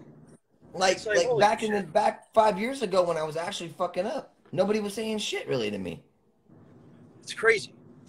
And then when I get my life together and all of a sudden I own a house and I actually prove to people, okay, well, me owning a house and all that is a testament, because this clearly my money doesn't go to drugs. It goes to my $45,000 of overhead expenses every month that I have. And once it's out there, it's like you can't escape it. You know what I mean? I didn't have to tell anybody. I mean, I kind of volunteered the information just because I don't really have anything. I'm a normal person. I like to. But you're an influence. You're an influence too. I guess in a way, hopefully in a positive. No, you are. You are definitely an influence. You're an influence for me. I appreciate that. And somebody that I actually look up to, and I'm like, yo, I could literally just chill with this guy and just have a normal ass conversation. And the way that I am right now, like I would be with you the same way in person. I'm very passionate. I'm very, and I care about where the evolution of our industry is going. Yes, I am urban, okay, but I'm also pop music. You know what I mean? So it's like, and yeah, yes, and trust me, I know. You know how I know is that you get it. It's just like after we last talked, I don't know how many DMs I had. It's like, oh, he's in the news for this or that. I'm like, dude, like, I don't care, like, what you're telling me right now. Like, I can make my own. If any of the stuff that people portray or go after, they do this to everybody. If any of those things were true, why the hell am I sitting here? Why the hell have y'all not seen a mugshot of me? Why the hell have y'all not seen me get arrested? Why haven't you seen me institutional? Because it's not any of those things. Well, the only difference is like all the shit you allegedly or whatever otherwise is under a microscope. Now, if everything I've done in my past, especially when I was using drugs, was out there in the open, like I would be getting it too. You know what I mean? Like it's just we don't care when we're getting high. We're monsters. We turn ourselves into monsters to avoid being like normal people, essentially. Because that's what I do. And you know what? Another thing I learned too is that like when people make that decision to relapse or go back, they're doing that knowingly. We know what we're doing as addicts if that's what we're doing. Like we're making that decision, and you can say to people all day long, and people could tell me all day long, "Oh, I'm worried about you. I'm worried about you." But you know what? If I'm the one that chooses to go back down that route, it's my choice, and you can't stop it. You can't. You can't. You literally cannot stop an addict from wanting to be an addict. If they're gonna go back down that route, that's what they're gonna do, and they're gonna get it regardless of what you say.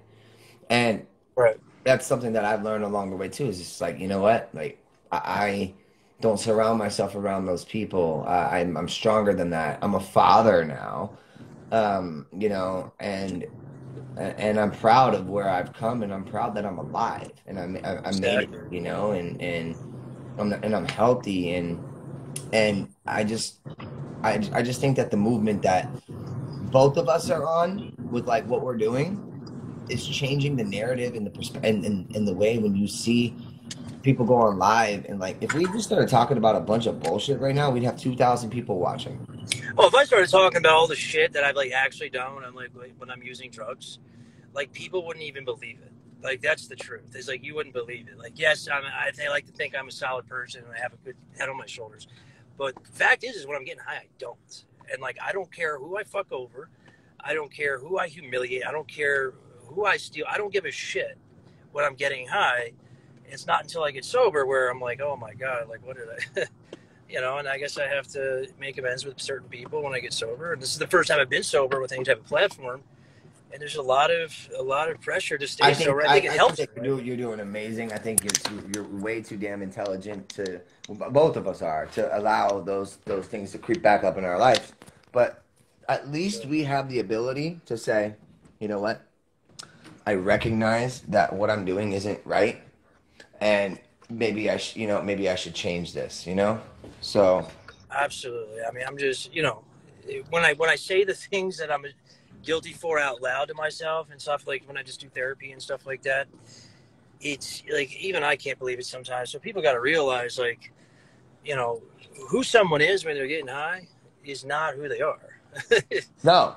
You know what I mean? It's just it's sad. It's sad, and it becomes painful too, because especially if you've been down the kind of route that we've been down, you know, you see it when you're not doing it, and then you it's like you have the knowledge and you want to help so much more, and you want to be like, yo, listen to me, like I've been through it, like, you know, and that's something that's helped me stay on a positive path too, is that when people are coming at me and they're like, oh, look at his eyes, like he's, you know, his eyes are all and then I'm like, I have dark eyes, but if you want to look up close, like, okay, my pupils are really small. Why are you trying to insinuate that I'm doing cocaine? Why are you trying to insinuate that I've never even seen meth or crack in my life?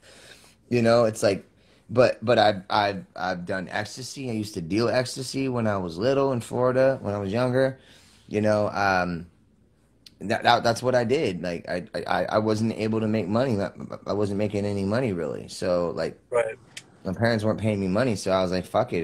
The keys are dry, and I'm gonna sell weed in triple stacks, and that's what I did.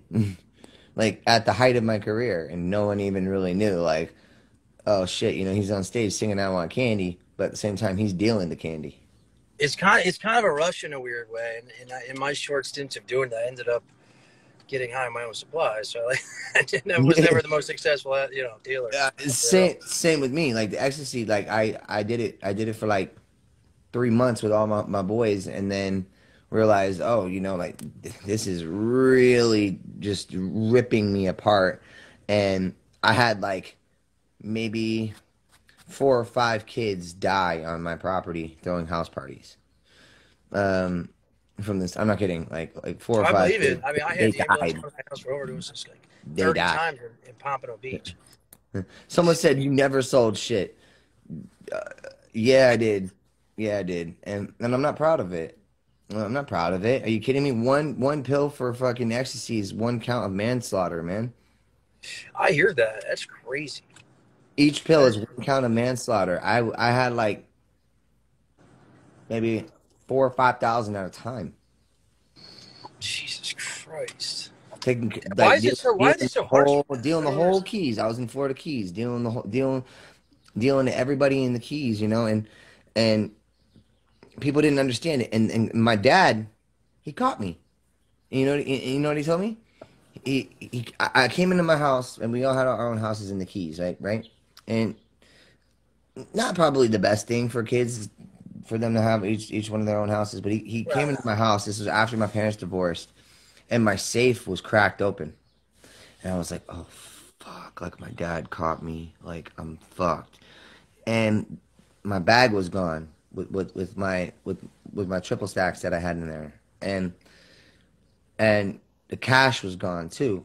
And he goes, hey man, so you're dealing drugs, huh? And I said, yes sir. And I said, yes sir, I am. And he goes, well, if you're gonna do it right. And I was like, I mean, that is good advice, technically. fuck. I was like, what the I was not expecting my dad to say this. He's like, if you're gonna do it right. He says, now every week you have to take a drug test for me. I'm gonna let 30 days for it to go out of your system. You're gonna take you have to take a drug test. He said, if you're gonna do it, don't get high off your own supply. And I was like, what? And he goes, here's your money back. Here's your stacks back. And he said, I was like blown away because my dad used to be a drug dealer, a kingpin in upstate New York. Like he went from the military K-9 unit, busting colonels and lieutenants with drugs, would take the drugs and then go sell them. It's wild. And then I was just blown away. I was like, did my dad really just tell me if I'm going to do it right? When did you stop? You just kind of got over it? It was from like 15 to like 18. I did it. And then I just stopped. I just wasn't into it anymore. It ripped up my body. It tore me apart. Like I did it way too much. When you do ecstasy, it makes your brain bleed. It makes your brain hemorrhage, and then I just stopped. So someone said my dad, military legend and drug dealer. Yeah. And then also father of two of the biggest, most successful brothers ever in the industry. It's true. I mean, at some point, you just kind of grow out of things. You know what I mean? I think. Oh yeah, you do. Oh yeah, you do. And I'm at that point, man. I'm like both of us. We're both closer to 40 than we are to 20. You know what I mean? Exactly. I'm closer to 40 than I am to 30. And I'm December on December 8th. I'm going to be closer to 40 than I am to 30, and I'm actually excited about that.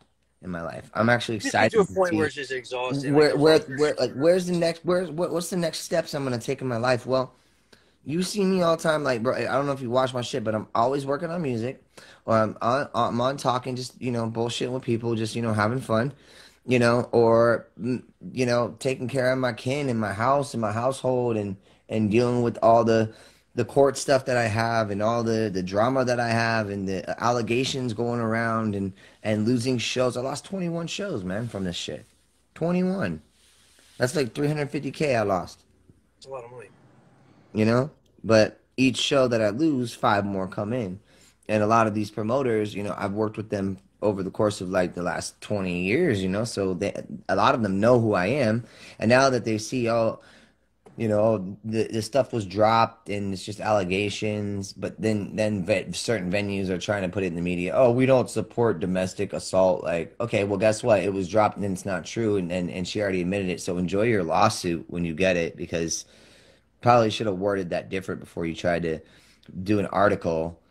Well, that's kind of the problem is like it's supposed to be innocent until proven guilty, but it seems more often than not it's guilty until proven innocent. At least in the that is like one of the most accurate things I've heard in a while. Like that's a very Well, the court of public very good opinion is the same as observation. law, but even with the law, it's kind of like that.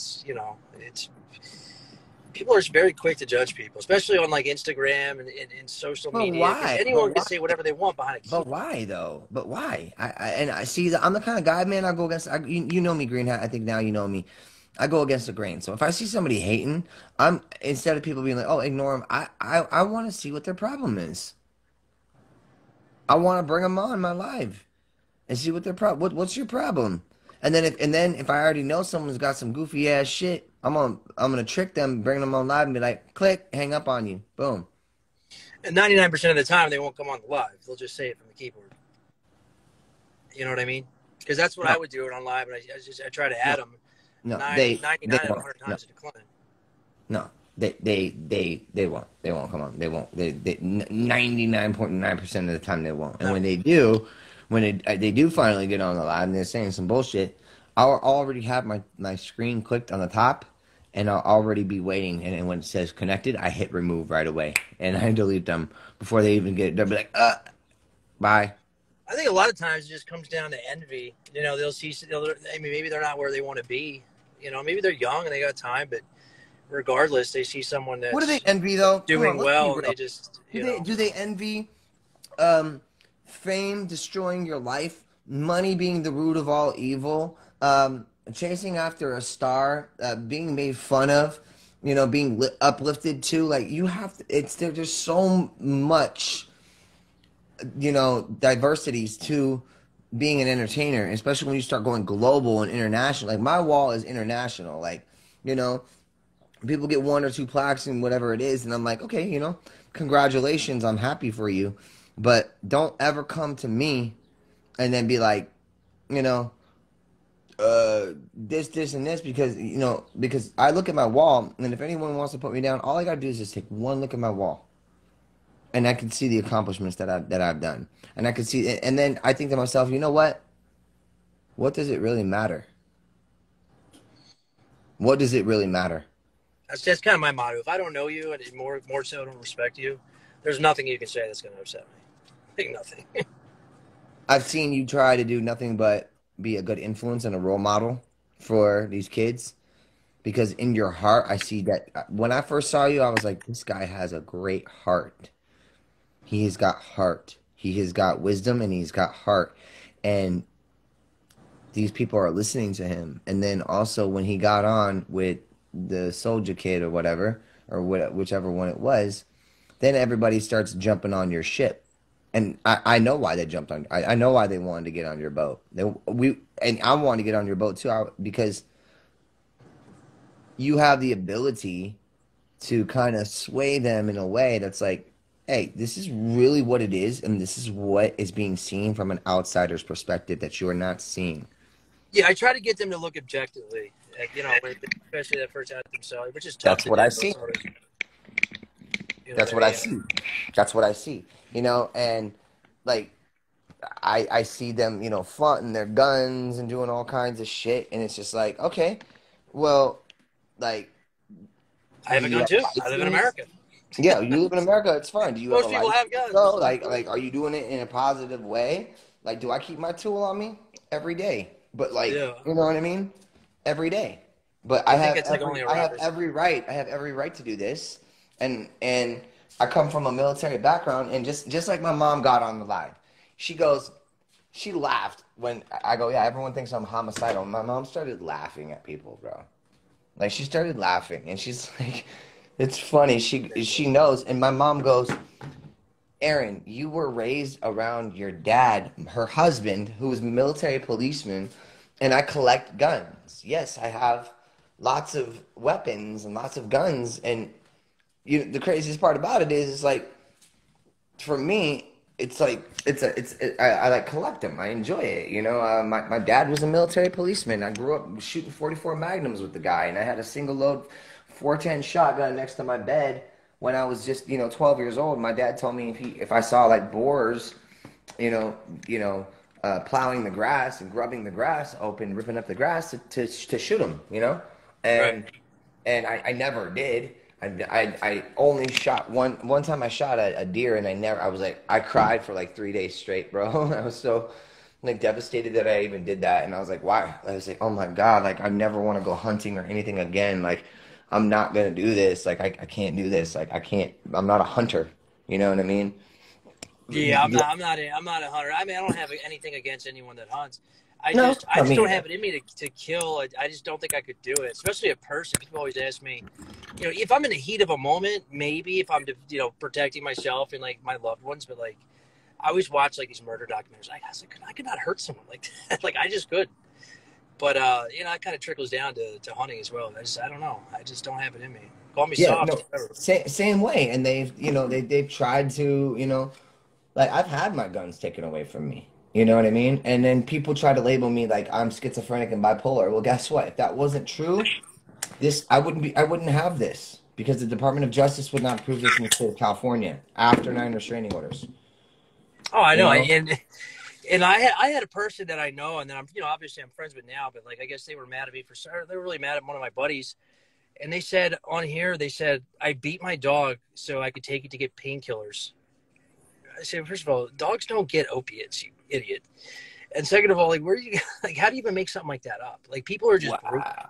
It's just like they don't care. Like, people don't care. They'll say whatever they can to get a reaction out of you.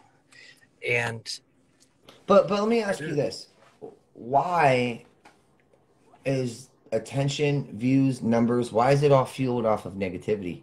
I can't figure it out. Because negativity and drama is what brings in views, unfortunately. And that's just the sad truth. But why?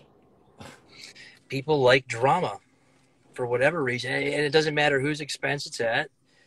Why because I just don't understand. I try to decipher this. I'm like, what the hell? Like, why can't people? I mean, for the same reason that reality shows do well, for the same reason that, you know, it's just drama. Drama sells, unfortunately. It's like sex sells. Drama sells even more. Oof. You know, and then we live in a world where everyone's counting views and comments and likes, and it's just like, yeah, I don't know. It's just not. It's not very fulfilling to me. Like, I don't really care. What? No, it's strange to me because I'll put up a flyer for a concert, right? And it'll get like other things will get like 20,000 likes, 30,000 likes.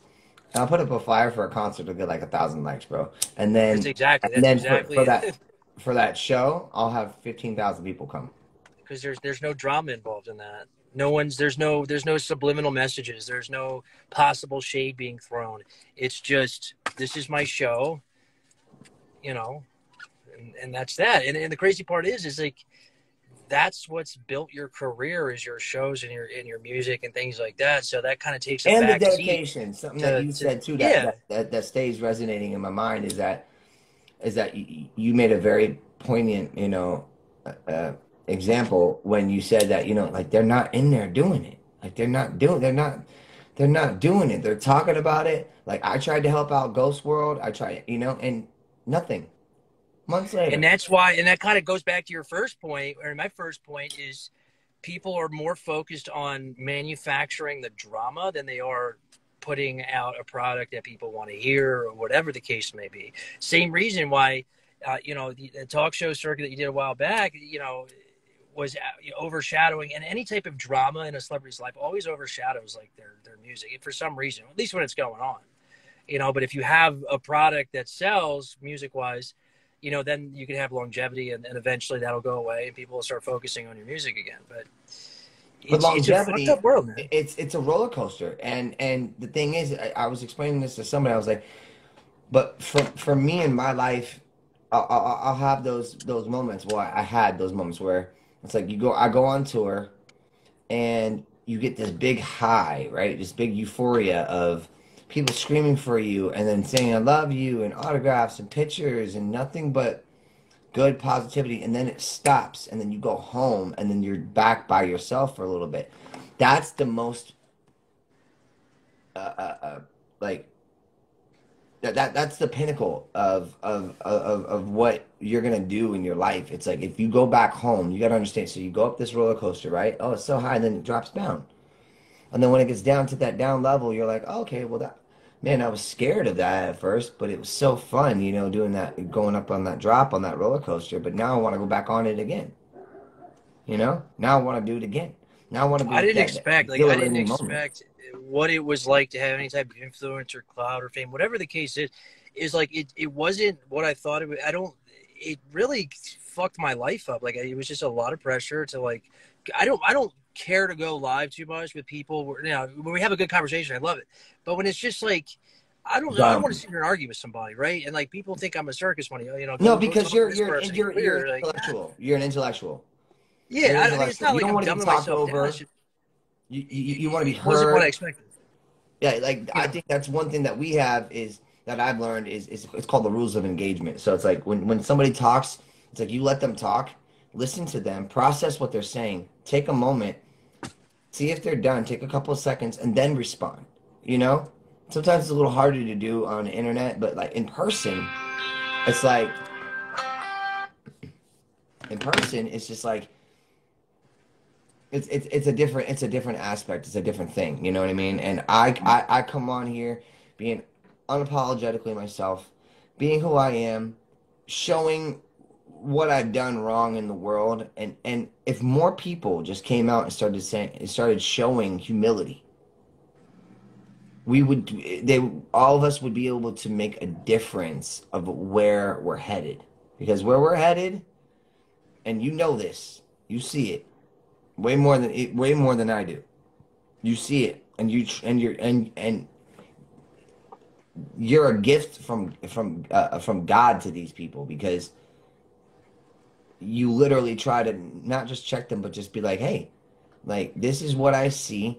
This is what you could do different, or you could just keep going on the same path that you're doing, but you're gonna be. Yeah, I don't like sit there. I won't call them a bitch, or I won't call them any names. It's just that's not kind. I just kind of react to what they say to me, and like, I'll my own faults. Obviously, I'm not. If we go back and look at our rap sheets. But how many of them that you talk to, like even with the when I first Soldier Island kids or whatever, how many of them? How many of them actually tell you things that they've done wrong? Well, Enzo, I know very well. I spent a lot of time with Enzo in life. But has he ever sat there and told you, yeah, man, I've made mistakes? No, because here's the thing: is they need to keep an image, and it's just so image based. Like, you don't know the real person. And but bro, I swear to God, when I started coming out and talking and being the real me, I started blowing up. Because it's drama. I swear to God, I swear on everything I have holy to me, my son. Once I started just being like, you know what? Like, fuck all y'all bullshit. I'm going to be who I am. If you don't like it, change the channel. That's when I started blowing up. I moved 80 miles away from Hollywood, bro. Like, I'm looking at the most, like, look at this. Y'all got to see this. This is going to blow your fucking mind, man. Look at this. Outside of my house. Wow. See that rainbow? Beautiful. Wow. Well, I think you kind of just made yourself more accessible, because when I was a kid, Bro, I'd see you. I never thought think there might be some gold. I think there might be some gold over there. No, just kidding. But like, I can see. You made yourself human. I've never seen a rainbow, bro. Like, where I can actually see where it starts. Look. That's a nice one. You're in the mountains there. How far are you from LA? I'm about 80 miles, bro, away from Hollywood. So you're a nice little drive. Yeah, but I live in the mountains. Like, it snows here. Like, I'm looking at a massive rainbow outside of my house, and I'm just like, what the? Like, this is crazy. Like, and that's the kind of things that people need to really recognize, is that everybody, we're all born and we all die, and we need to make the most out of our lives while we have it, and create good, secured attachments with people, And, wait, hold on, let me show y'all this. That's a good picture. Isn't that crazy? No, but and what I think for you, because when I was younger and I first heard about you, MTV and TRL and all that shit, is like you were very inaccessible. And I feel like you've made yourself very accessible to the average person. And I think because of that, you'll have a fan base that sticks with you through all the bullshit, right? Because you've connected with your fans on a personal level. And I think Instagram's given celebrities a way to do that, and some choose to do it, most don't, for obvious reasons, for whatever reason, obviously. Yeah. But I think that's, you know, connected you with your fan base on a different level than most rappers or musicians have with their fan base, right? Because you're accessible and you come across as human to these people. Yeah, because I am, and because I don't put myself in a position where I think that I'm superior to people. I'm not. I'm not. You know, I'm a guy that's had ups and downs. You know, I've lived life too. I've lost my dad. I've lost my sister. I've lost my family. I've lost my career before. And then I had to say to myself, alone, solo dolo, like, what are you gonna do, Aaron? What are you gonna do about this? Are you gonna allow the pressure to turn you into a million pieces that you can't put back together, or you're gonna allow the pressure to turn you into a diamond? I mean, however you look at it, I mean, just the fact that you've admitted like some of the shit you've done and you've dealt with it, and it's that's kind of what we have to do is deal with the shit we've done in our past to have any chance of like, you know, having a decent future and present, and that's the unfortunate part. If that, you know what I mean. And I'm sure you've been through that, and it sucks. Yeah, it does. It does. Sometimes it does suck because I'm like, why? Like, my whole intention of coming out and, bro, I came out and did the doctor's episode, and they were going to reveal whether I had AIDS on TV or not. I remember. That's got to be terrifying. I took one on a Friday, and I didn't hear it till Monday because I had these lumps in my neck. It was like after St. Patty's Day. Turned out I had mono. Another crazy story on how I got it. Like, this story would blow your fucking mind. I'm not sure I want to let that story out here. That's one of those stories I keep stuffed down. But no, we could talk about that. So I was sweating all weekend. Yeah, it was a wild night. I mean, I had these lumps in my neck. I thought they were like cancer lumps. I didn't know what it was. It was my lymph nodes, but you could see them popping out. Bro, I gotta tell you, I had the same thing happen to me the other day. But I think I know what it is. I think it's stress. I think it's just stress. No, I mean, there was an incident. I'll just say, it involves like a crack motel and a hooker. Let's just put it that way. So it was one of those nights, and I got mono from it, which I like to say I'm pretty lucky considering that's the worst. But it was. I mean, bro, like I've been with thousands of girls. Oh, I'm sure. Thousands, and I thought and they looked at me, the doctors, right away, and they said, yeah, you know, we're worried that you might have AIDS. Did you like make him sign like an NDA or anything? Because like I feel like no. I just if it was something that was going to be true, what I wanted to do was I wanted to become like an advocate for it. Okay. So that's why I kind of put myself in that position of like, okay, I'm not scared of the world knowing who I really am. And then that's when it's like I kind of cracked open the gates of hell. I'm sure. And these demons come out. And people that are projecting or, you know, just are active drug users, and you know what I mean? It's just it's been really telling because, you know, people don't expect to hear this kind of shit. They don't expect to hear it. They don't expect to see somebody that they've known and been watching their whole life to go on TV looking like a fucking skeleton, like they're dying, that looks like they have AIDS or cancer or something. 14 pounds, almost 6 foot tall, like, and then fix my life and I come out at 175 pounds, you know, and completely turn my life around. And hold on. I'm gonna end this live and come back on so we can start over. Is it okay? Yeah, well, I gotta meet my buddy real quick. How long are you gonna be on? I'm be chilling right now. I'm gonna be doing some music. Just let me know when you're back. Let me know when you're back, and let's have a conversation so I can put that one up on my IG. Yeah, we'll continue it. Okay. All right, hit me up later. All right. Much love to you and your fans, bro. All right, love you too, bro. Like. All right, peace. Peace.